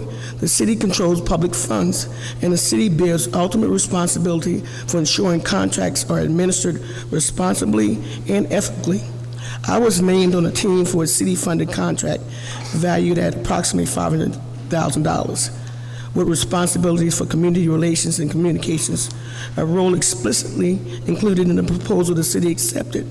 Shortly after the contract was awarded, the prime contractor restricted and ultimately denied my ability to perform that work. Despite repeated efforts to resolve this with city leadership, I was told incorrectly that the contractor could not reach me. When a meeting finally occurred, I was offered a narrow, short-term task instead of the full scope of work, and my assigned responsibilities were allegedly given to someone else. This situation persists because of a hands-off approach and a lack of enforceability with compliance standards. Informal conversations are not oversight, and relying solely on the contractor's account, particularly when that contractor is a government official elsewhere, is deeply troubling. Tonight, I'm formally requesting an independent review of this contract, and I'm also requesting that the council consider developing contract compliance and reporting requirements for city contracts, clear standards governing subcontracting, payment, and accountability, and that this be made retroactive for all contracts with Mableton. I'm sorry, Ms. Edwards, time's up. It's okay. Thank you. Thank you.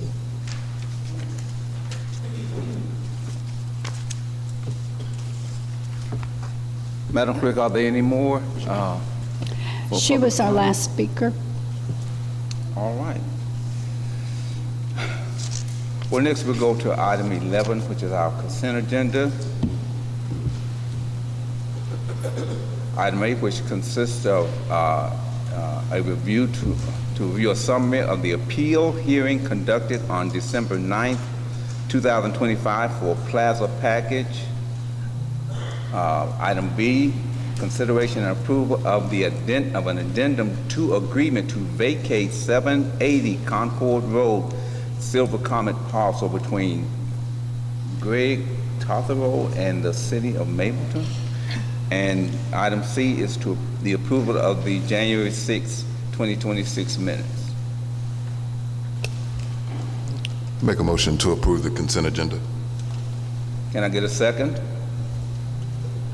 Second.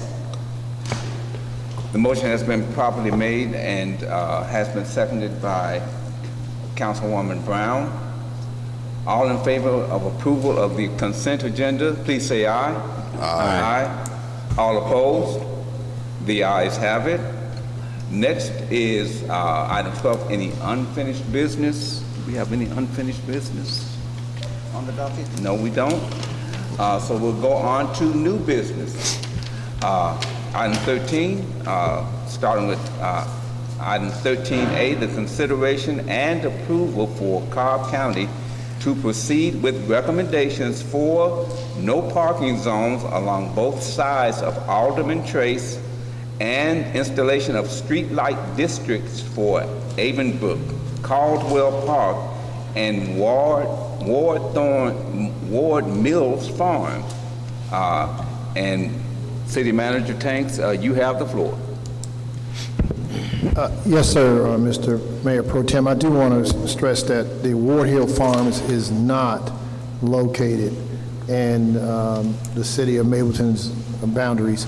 This is a request by the county for the council to approve some actions initiated by citizens. They submitted a petition, I believe it was for let's see which one. There's a petition to have no parking done, and I believe that was on the Alderman Trace, both sides. Both sides. Yep. Yes, sir.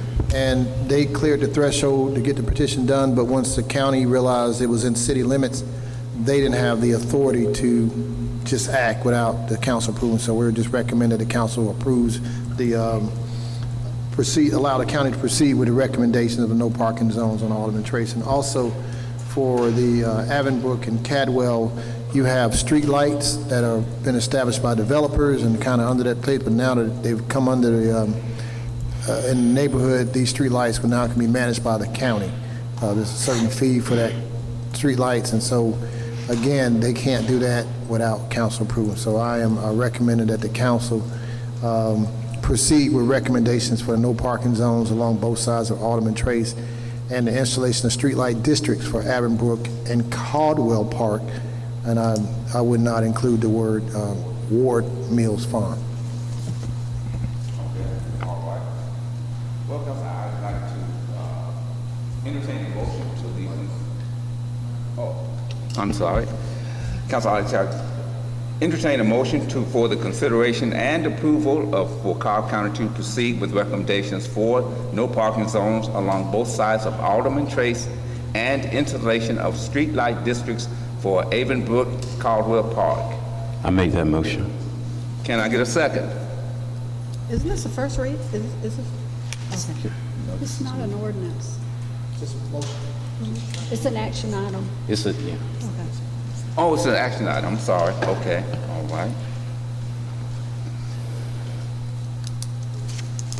So next we proceed with item B. Okay, sorry. The consideration and approval. No. You were right. We can do the motion. Okay, well, what? It's not a first read, it's not an ordinance, It's a motion. Yep, you did a motion. Did you get a second? Okay. So consideration and entertain a motion? Okay, I thought I said that. I second. I made the motion. All right. You got a second, you just got to call the question. Okay. Y'all got to vote. We got any discussion? All right, so no discussion. All in favor? Aye. Aye. All opposed? None? The ayes have it.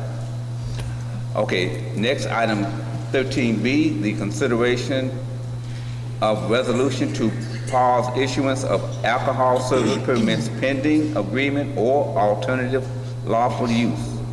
And this will be our business license supervisor, Lamaya Edmonds. You have the floor.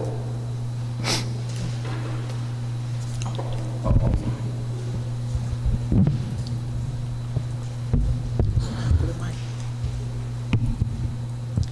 evening, Mayor Pro Tem and members of the council. My name is Lamaya Edmonds. I am the business license supervisor. As mentioned, this item before you is for consideration of a resolution to temporarily pause the issuance of alcohol server permits and regulatory work permits. This would allow the city time to evaluate and formalize an appropriate agreement with police department or to identify and approve an alternative lawful process consistent with the city's ordinances. Currently, the city code requires certain employees to obtain work or server permits issued by the police department. And while the community development department has established a compliant process using the Georgia Applicant Processing Services, also known as GAPS, the process has proven to be administratively burdensome to both staff and applicants, and it's just not sustainable in its current form. This resolution would authorize temporary pause in permit issuance without halting business operations. In other words, we'll be able to allow the applicants to continue to work because it's placing a considerable burden on them. The pause would remain in effect only until an agreement is formally established or an alternative lawful solution is approved by Mayor and Council. Staff recommends approval. All right. Thank you. All right, so at this point, are there any questions? Any discussion? Okay. All right, then. Yeah, well, I mean, I do have a question here because I don't know that I have enough information here. So, I mean, I guess number one, what would be an alternate solution to the issue that you're having? And then I guess it sounds like it's taking too long for these to be approved through the current process? Yes, ma'am. So typically the applicants would apply for their server permits and they would undergo a background check. That is typically done through a police department. They have the ability to do those background checks pretty quickly. The city, without having a police department, has opted to use a third-party vendor, which is GAPS. That process is a little bit more convoluted than going to the police department and having them run a background check on the spot and having the server permits issued. So navigating that process with the volume of applicants, it's just very burdensome for them. They're not able to get through the process very quickly. It's more costly for them than it was in Cobb County, and it delays the process. So these are applicants that are waiting to go to work. They can't until they've been issued a server permit. So this would allow us to have just a smooth transition as we figure out how to most appropriately handle this situation. Thank you. Any other questions? No more questions? The wording on the second page, it makes the comment until and unless an agreement is established with a police department agency. I guess I just want to make sure what we're actually striving for.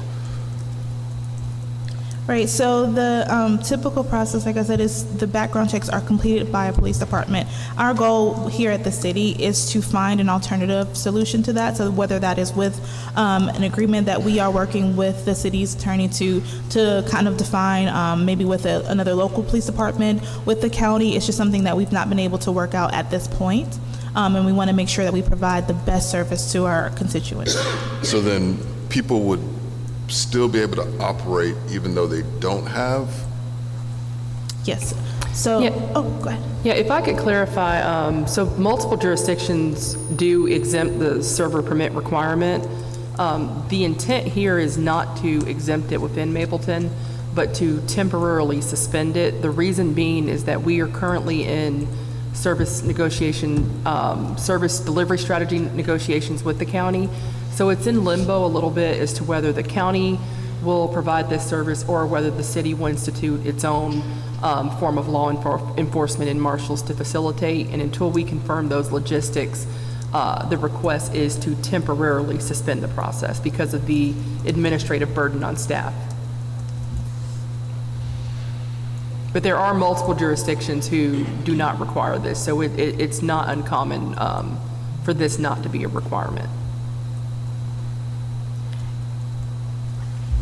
And I would add that we do have, just as far as responsibility goes, the licensee, like the license holder for the establishment's license, are responsible for compliance. So they're responsible for making sure that this establishment maintains safe and compliant operations. They have been and will continue to be responsible for that. Any further questions? So they're still going to get so we're still issuing alcohol permits on the actual establishment, but we're suspending the actual permitting of the individuals working there? Correct. So we'll issue the alcohol license to the establishment, and the employees are not required to have a permit at this time.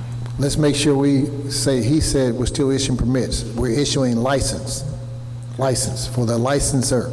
And these pouring permits are employees that work for the licensor. And so these people that have to get these permits have to get their job, they can't work, and so it's not required. We're making sure the licensee is being responsible. We're still giving out a license. As a matter of fact, kudos to our alcohol review department. I think out of the 100 or so licenses that have come to their office, this transition they made here recently, they have at least issued, I think, at least 96 of those or something like that. We're up to 101 now. So we're one more hanging on, but we're getting there. So they've got the license piece covered, but the rest was slowing us down, and this is for the pourers, and they're going to put that responsibility now on the licensee, not the permit. Thank you. These individuals would still be subject to all handling requirements of the city of Mableton as well as the state of Georgia. So it wouldn't exempt them from any type alcohol handling requirements that are in place.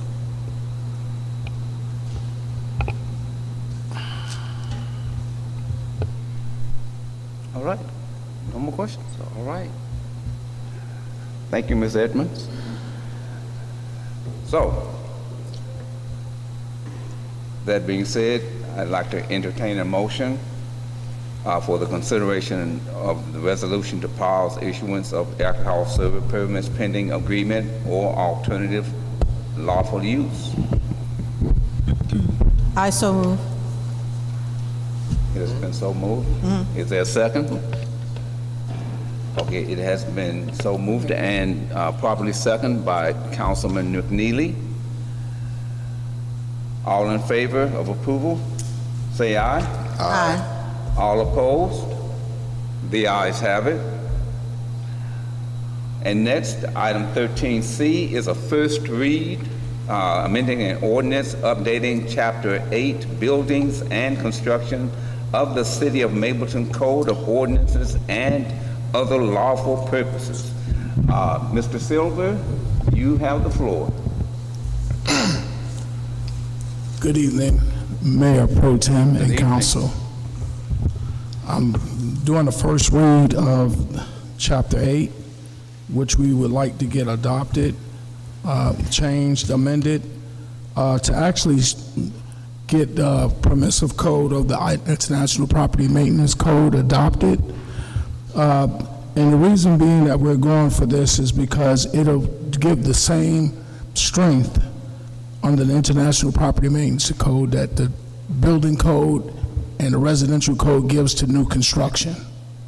So instead of adopting 6 different codes, which would be the Uniform Building Conservation Code, the Neighborhood Conservation Code, and Apartment House and Hotel Safety Code, as well as the Uniform Housing Code and the Uniform Code for Abatement of Dangerous Buildings and the minimum standards for vacant structures and building security, the International Property Maintenance Code has all of those codes in one. So it'll help us bring residential as well as commercial existing properties into the standards that we want in the city of Mableton. It'll give the code officers the abilities with the intent of the property maintenance is to minimize the level of public health, safety, and welfare for neighbors. It will also help maintain property values and address dangerous and dilapidated buildings throughout the city, address public concerns, as well as reduce crime from blight throughout the city. For the landlords, it will give consistent application of the codes, because we will actually be not just enforcing one, but enforcing all of the codes to bring the commercial and residential properties up to the standards that we need in the city of Mableton. So the clarity for one code rather than several codes would be in place by adopting this code. Also, we will minimize the requirements for maintaining sanitary and safe structures throughout the city. For the tenants that live in multifamily, they would still use, they would have clear, identifiable knowledge of the codes that we are enforcing. So it would be in layman terms. It would tell them exactly what we can do and what we cannot do for them. The goal is to make all of the properties within the city of Mableton safe and sanitary environment. The two add-ons for the code that we're looking to change is how high the grass can grow in the city. That is in a separate amendment to the code that we would like to add, as well as how all of the heating units throughout the apartment complexes and rental properties have to maintain a minimum of 68 degrees.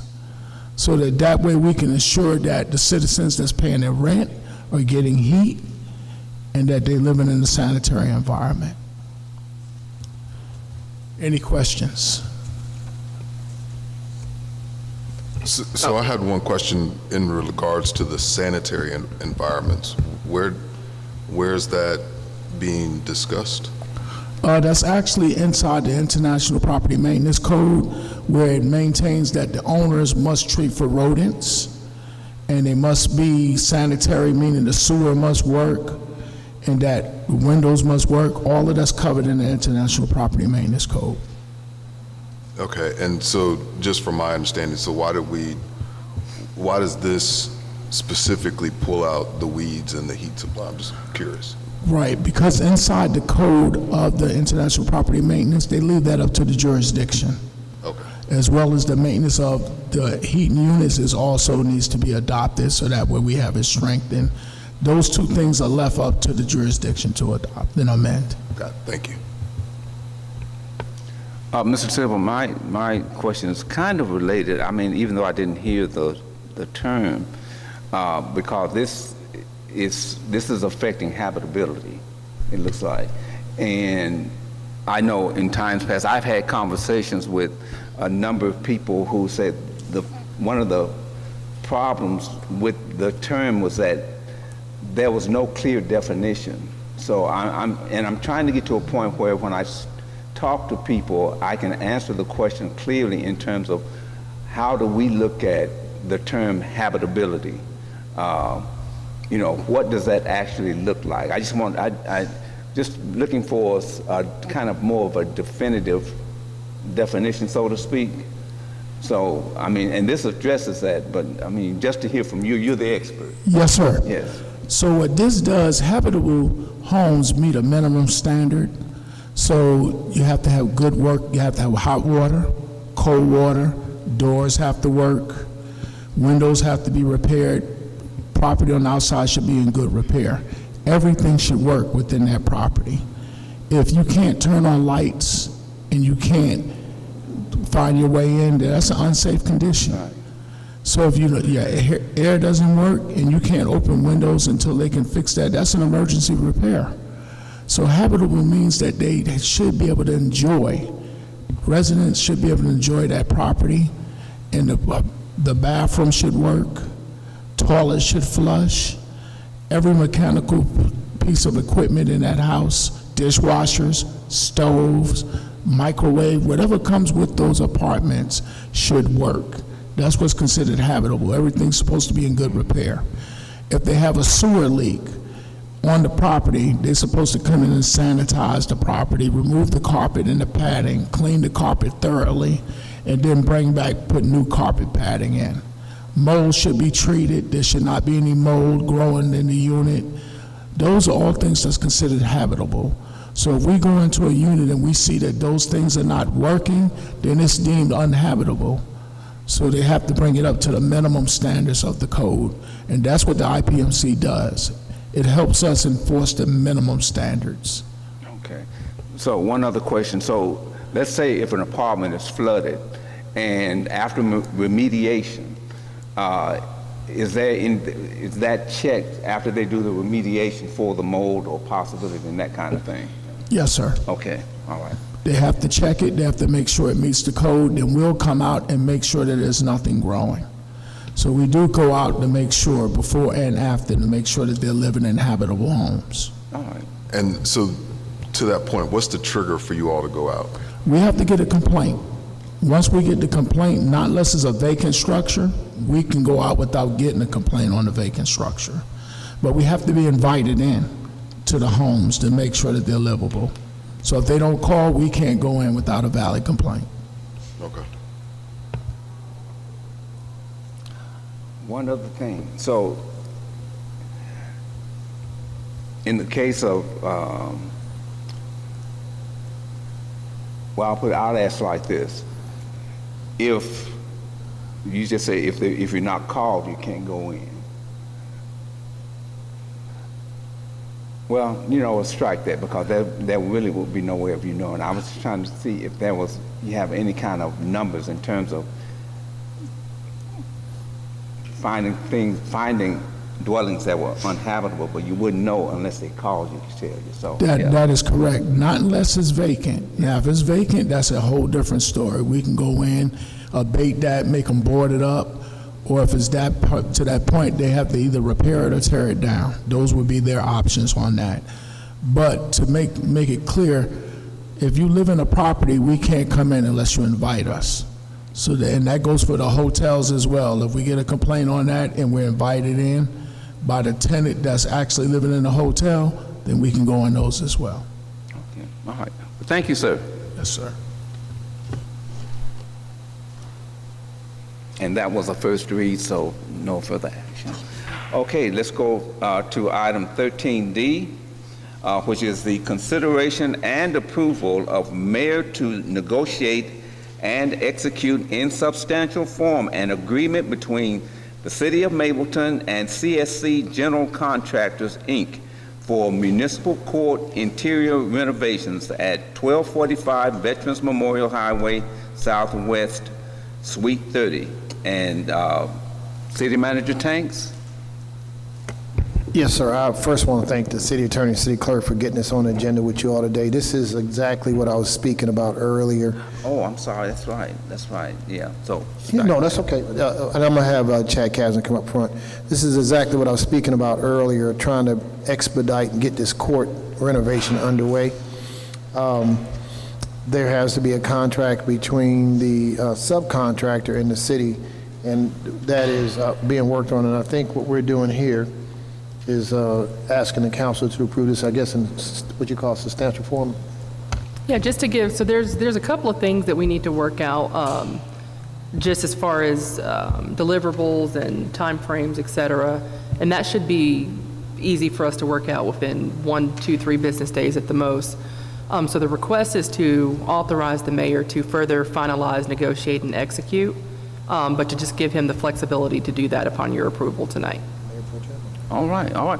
Well, Mr. Kastner, good to see you, and you have the floor. So this is for the build out of the new Fort facility at. I didn't want to take your stuff. This is for the build out of the new court facility at 1245 Veterans Memorial. So this is a few doors down from City Hall. CSC General Contractors are the ones who did the beautiful work at the 6116 building that y'all have all seen. So we received 2 quotes from the building owner, and then we got a separate quote from CSC, and they came in about $100,000 less. So we're recommending awarding it to them.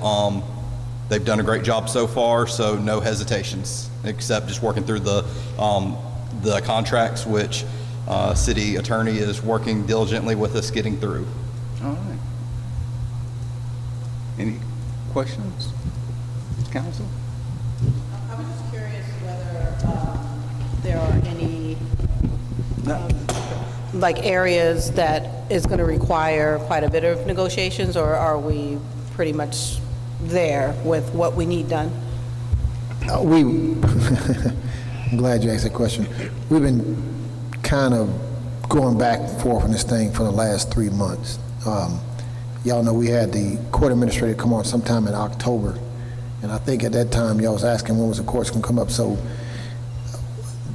procurement got involved, and they have screened this thing down to the very fine details. And so I think what may be left, Ms. Herndon, shouldn't be anything that's major in terms of negotiation. We got 3 bids. This is the lowest. I won't say the cheapest, but it's the most responsive, and it's the lower than the other 2. That's what we were looking at, the price and the contractor. Details on what should be delivered in terms of indemnifying the city, all that kind of thing. That's just attorney language and contractor language, but nothing major that we're looking at.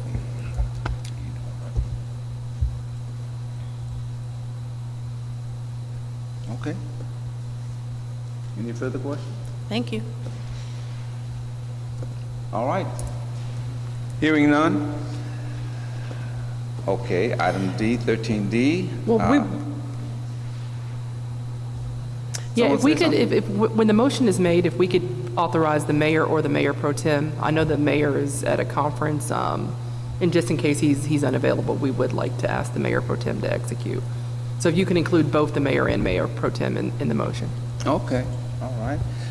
Well, okay, I'd like to entertain a motion for the consideration and approval of the mayor or the mayor pro tem to negotiate and execute in substantial form an agreement between the City of Mableton and CSC General Contractors, Inc. for municipal court interior renovations at 1245 Veterans Memorial Highway Southwest, Suite 30.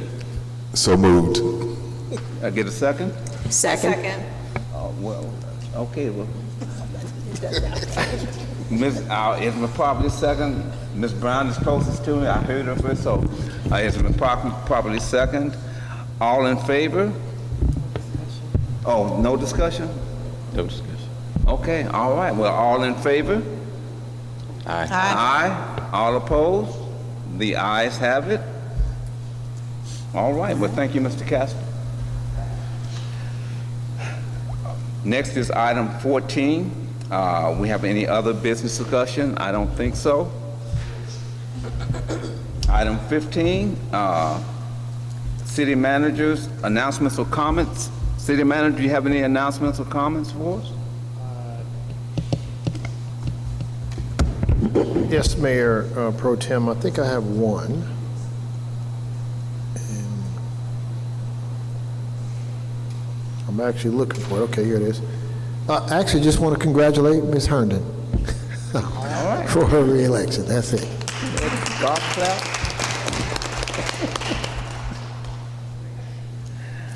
All right, our city attorney, No comments, Mayor Pro Tem. city clerk, you have any comments? No comments. Okay. Well, we'll start on, since I'm not first this time, we'll start with Councilman McNeely, District 2. Okay. Yes, good evening, everyone. I want to thank my fellow Councilman Davis, for collaborating with me for the first town hall of the year. We had our town hall last night on Lions Club Drive, and great participation and feedback. We had a lot of quality individuals come and speak. Major Knobloch of the Cobb County Police Department, Sheriff Owens was in attendance and spoke. Trey Hutchins, one of our school board members, Representative Terry Cummings, who also was in attendance and spoke, and want to thank City Manager Tanks and the other staff members for the City of Mableton who were there in support. I also want to thank Director Silver, Code Enforcement, who made the presentation for us, and we heard from Mayor Owens as well. And so this is just the first of many, and each of us, I know, are working on different things within our districts to make sure that we are collaborating with you who support us and voted for us and working with us to make this city great. And so we're excited about what is to come, and again, appreciate the attendance and the good discussion we had last night in our first town hall with Councilman Davis. Thank you. Councilwoman Jeff Colt, District 3. Good evening, everyone. I think I'm going to have to use the staff's time because I have a lot to put out. Where's Allison? She here? Yeah, probably upstairs. Okay. Well, I had a presentation, but Allison's not here, so I'll just... Yeah. Oh, there she goes. She's getting our food.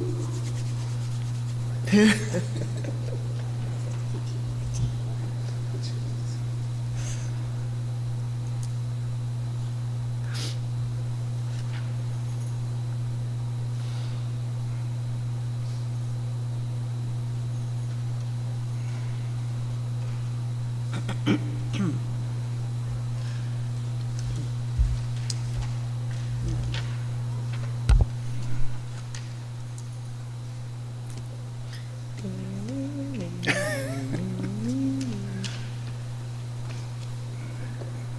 not me.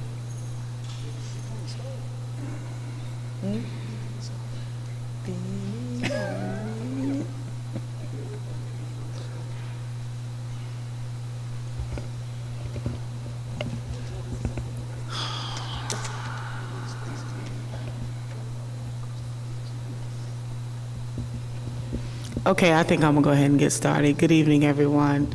As always, thank you guys for coming out in the cold weather. It's a little cold in here, as my council members have reminded me. And I'm excited that you're here. You see the progress we've made as a city, and it's appreciated. I just want to share a few updates for District 3. These are some of the items that I've heard from our residents, some of the feedback, and our community has really been giving me a lot of input, so I'm really appreciative of that. When the first slide comes up, it's going to say slow down. For me, one of the most important priorities in District 3 is community safety. Since I've been in office, we've actually had 2 pedestrian deaths that I know of, including one that recently happened yesterday on Queen Mill Road. It's currently still under investigation, and my condolences certainly go out to the family and loved ones.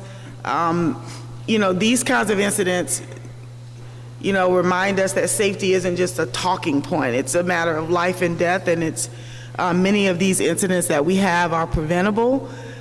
They require us, just simply to slow down, stay alert, and don't treat our roads as thoroughfares, but as a shared community space. That's vitally important. People are walking, they're biking, they're crossing the street, they're going to schools, and all they want to do is go to work and go home. And so I just want residents to look out. That's the last slide, actually.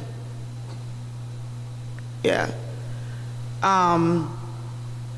And so I just want to make sure that we are mindful of that. Some of the things that we're working on for District 3 is some calming measures as far as traffic signs are concerned. So I think that might be something that is needed on Queen Mill Road, as well as improved crosswalk visibility. We need better lighting, not just on Queen Mill Road, but just in District 3 and throughout Mableton as a whole.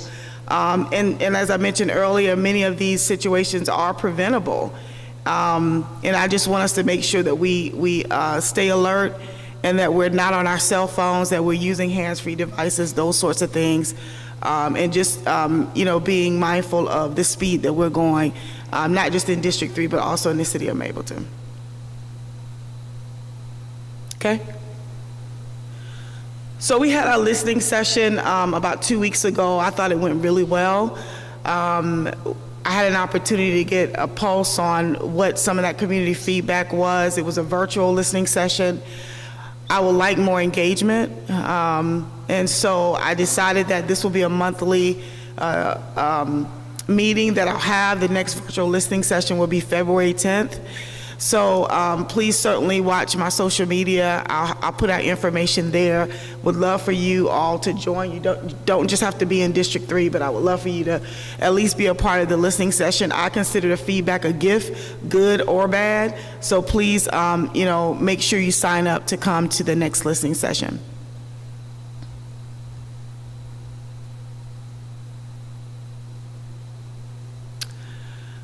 So these are pictures that were captured from District 3. As you can see, this is trash that was left out. So there's been a lot of illegal dumping, trash, litter, and just the overall general cleanliness of District 3 as well as Mableton. Residents are getting frustrated. We all care about our community. We care about how it looks. So that we can set the standards, we can enforce them, and we can protect the quality of life for every resident. I do want to take a point of privilege to thank the hard work that the Keep Mableton Beautiful team has been doing, specifically Barry Krebs, Robin Myers, and the entire Keep Mableton Beautiful team. I do want to acknowledge the work that our code enforcement director, Jerry Silver, and his team are doing. They are doing everything they can to identify that illegal dumping, following up on complaints, and making sure that we hold these violators accountable. His team is committed to compliance, and so I just want to thank him and everyone that's involved with making sure that we police up our community. Bottom line, don't throw trash out into our community. That's just bottom line. So this is a new development in District 3. We've seen a lot of growth. Last week, this grand opening in Mableton Station, I want to thank Councilwoman Brown for going there to the opening. It's a 3 to 4 bedroom single family home as well as townhomes. And we want to welcome them to the city of Mableton. Obviously, we want responsible development, but we're happy to see there's a housing insecurity that's happening nationwide, and so it's good to know that we have homes and folks can purchase them. As I mentioned, 3 to 4 single-family homes as well as townhomes. So we are having Mableton Day at the Capitol. That's going to be next week. I can't even believe it's already been a year since we had the inaugural Mableton Day. It's been a year. Exactly. And we had over 100 people attend last year, community leaders, lawmakers. We had a chance to observe the legislative sessions. We were formally recognized, and it just reinforces that we have a voice as a city, even though we're an emerging city. And the General Assembly is in session now, so we'll get an opportunity to go there again. It's not open to the public as of yet. Just be on the lookout. By Friday, we'll know if it's open to the public, but I just wanted to put that information out there. But we'd love for you to attend and be a part of Mableton Day at the Capitol. So I'm not sure if you all are familiar with SPLOST, Special Purpose Local Option Sales Tax. But it's that time again for the renewal. It's a way that we're able to fund major infrastructure improvements like roads, parks, facilities, things of that nature. And so we're partnering with Cobb County on some of these SPLOST engagement meetings. There've been a few already. And so there's one tomorrow that's going to be at Fuller's Recreation Center. I believe that's in Marietta. But there will be one at the Smyrna Community Center, which is a little bit closer, on February 25th. I would encourage you to come out and look at what's on the SPLOST project list for Cobb County. We've gone through preliminary lists for the city of Mableton, and so eventually we'll be able to finalize what our list looks like, but we have some big bucket items. We'll have a table set up at all these meetings, so if you have any questions or concerns about SPLOST, certainly make sure to attend one of these engagement meetings. There's going to be a joint town hall. I don't think you want to miss this one. This is with our county chair as well as our mayor. It's important because it's going to give you an opportunity to speak up. I believe this is going to be held on the 4th. Yes. And so discussions are going to be service delivery strategy. We'll also talk about intergovernmental agreements in addition to special service districts as well as public safety and essential services. So I would encourage you, to bring someone with you to talk about the policing, infrastructure, funding, and all those kinds of things. Bring a neighbor. It's a critical conversation that we need to have, so make sure you're able to come out to this meeting.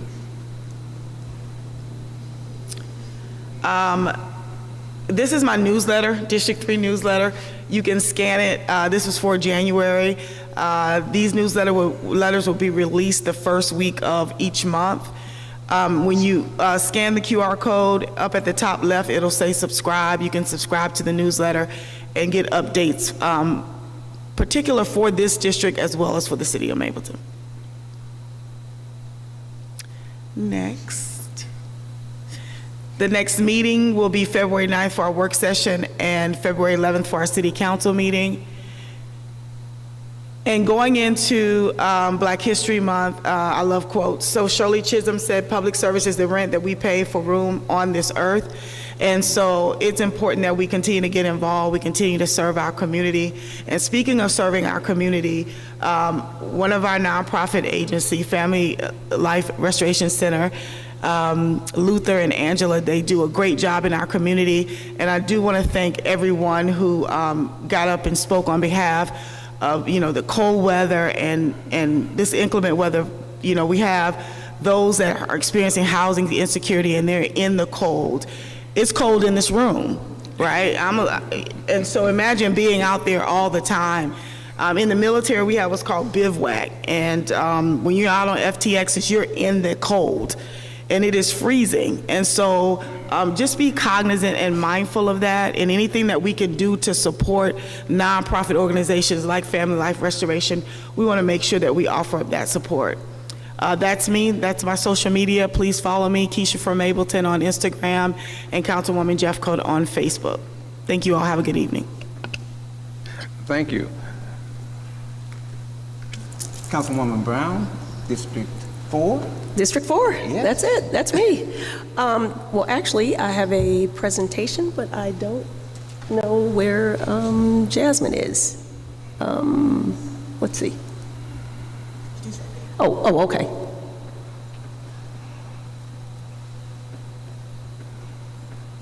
Well, while we were waiting, I just want to thank all of you troopers for, it's 9 o'clock, so, and it's cold out, and so I thank you all for being here with us. I heard somebody say they're ready to go. I'm gonna be brief.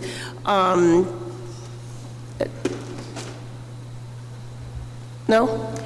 Oh, well, okay.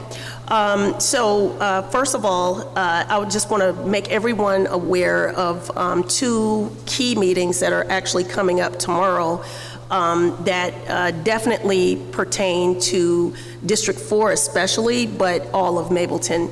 So number 1, tomorrow, there is a meeting to discuss improvement of the east-west connector. And you can find that information if you go out to mableton.gov. There's that it is on the calendar, if I'm not mistaken. Also, it's on my social media. This is a meeting that Cobb DOT is putting together. I know that the traffic situation on the east-west connector has been a topic of conversation, and so this is the beginning of looking at how the county can start to address that. So that's one thing. The second thing is also tomorrow, and you can get this information from my social media, but there is a meeting, a Zoom call at 6 p.m., if I'm not mistaken, and it is the Georgia Department of Resources, and there is a Zoom call about Compass Chemical Plant. This is the chemical plant that is located at the corner of Buckner Road and Oakdale Road. And the chemical plant's been there for, I think, more than 60 years, is my understanding.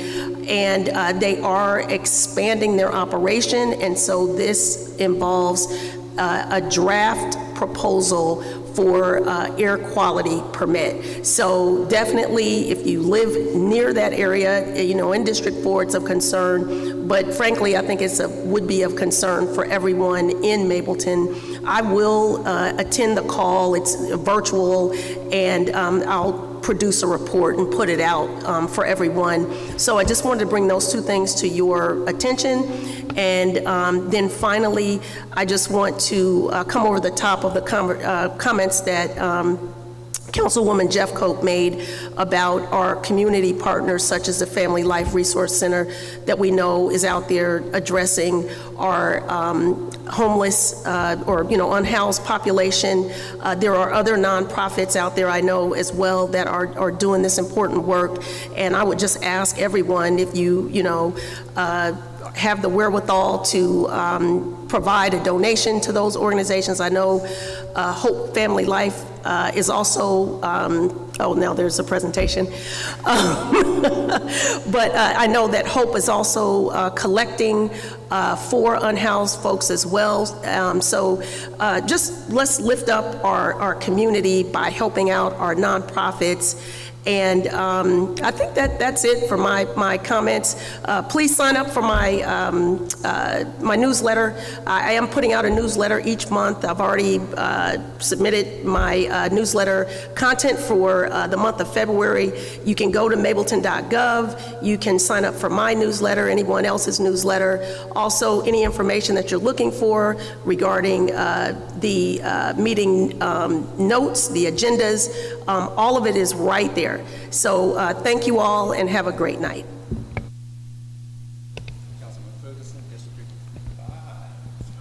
Yes, thank you. As always, you get to the end and everybody's already said anything. But there is one thing I want to point out. I'm especially excited. The nonprofit Cobb Collaborative came to me and said they were doing this wellness walk. Well, on top of the wellness walk, the Discovery Park is going to get some really, really cool murals. And they're going to be focused on mental health at all stages of life. So starting with our youngest up through our adults. They came to me and said, hey, will you partner with us? Will you help us out? All that sort of thing. So I'm looking forward to coming out there on Saturday, February 7th. Hopefully I'm not going to freeze at 10, and I invite you all to come with us. And the topic is really going to be around this wellness walk and mental health in the Mableton area as a whole.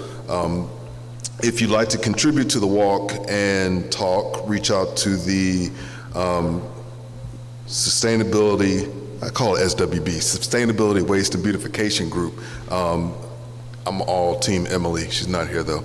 At sustainability@mableton.gov, you can get more information. But as the saying goes, don't meet me there, beat me there. Enjoy yourselves and try to stay warm in this weather. Yes, definitely shout out to the Family Life Restoration Center, and whatever we can do, I need that QR code so that I can make my little donation. But if you can make a donation, please do. Thank you. And Councilwoman Ferguson, District 6. I'm married you to it. It is late, y'all. Councilwoman Herndon. Sorry, honey. Sorry, honey. District 6. That is funny. Okay. All right, good evening, everyone. I'm going to make this short because I know everyone's ready to get home. I want to thank all of you all for being here, and we have 5 people that are viewing us online today. Thank you all for tuning in. I wanted to thank our Magistrate Court Judge, Judge Carreg, for swearing me in today. I know he's gone. I appreciate him coming out, and for my daughter being here as well. Appreciate that. As Council Member Ferguson said, usually by the time we come to the end, everything has been touched. The 2 things that I wanted to flag for everyone is the Cobb DOT meeting regarding the East-West Connector improvements. I just wanted to add, for those of you who may not have seen it posted, that is going to be at the Connection Point Church of God Fellowship Hall, and that's at 888 East-West Connector, and that will be tomorrow, and the time is from 5 to 7. For those of you who are available, please come out and see what Cobb County has in mind for that corridor. And then I definitely want to remind everyone, if you are able to attend the joint town hall that is going to be on February 4th at the Police Public Training Facility on East-West Connector. This is a really important meeting regarding SDS. This is an opportunity for you to get your questions asked and answered, and for your voice to be heard on this matter. And thank you for all of those who voted for me.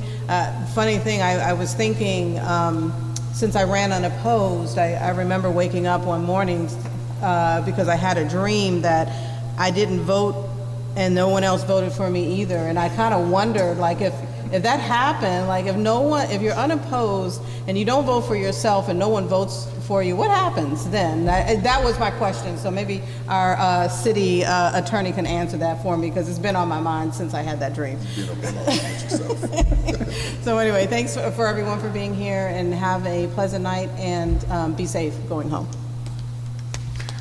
Well, and you're right, everything pretty much has been said, but I still want to give a shout out to Family Life Resource Center. I mean, you guys, excellent job. I really encourage the community to support their efforts. They've been here for a long time, have done excellent work. And the only other thing, and congratulations again, Councilwoman Herndon. But and I just want to say this too. I spent a lot of my career in banking. Did a lot as a lender, did a lot of financial education, home ownership, that kind of thing. The crisis we're facing right now, because I'm looking at how cold it is. And when you drive through, sometimes I hate to drive through Atlanta or even some parts of our city and see homeless people out there living in the woods. And you know, I still say, but by the grace of God, there go I. This is a crisis. It is something that some people try to make it seem like it's something that you can easily fix, and it's not. It's very, very, very complicated. Luckily, my career has given me the opportunity to look at these problems from the top down. And I stay hopeful, and I'm almost positive that this is something that can be fixed, but it's going to take well, I'm not going to get myself in trouble, so I'm going to say it like this. It's going to take the will, it's going to take some vision, some imagination, collaboration, and cooperation. I will say this, and I've said it again. We live in the richest country on this planet. And every time I see a person living under a bridge, every time I see a person living in the woods, it breaks my heart. But I stay and will always remain hopeful that someday people of like mind and goodwill will be able to solve this problem. And I hope that I can be a part of that, because I have some great ideas. It's just that getting the people together to say, let's attack this, let's deal with this problem. So with that, I'm going to say, stay hopeful, keep your neighbors lifted up, keep this country lifted up, keep this nation lifted up. We still have some problems we have to overcome. And everyone have a great night, stay warm out there, and keep the faith. Thank y'all for coming, and I'd like to make a motion to adjourn. Ooh. Second. Motion has been properly made and seconded by Councilman McNeely, and this meeting is hereby adjourned. We got to vote. We got to vote. Okay, that's right. See, y'all rushing me so fast. Huh? Okay, so all in favor? Aye. Aye. All opposed? Say nay. None? Okay, this meeting is officially adjourned. Thank you for coming.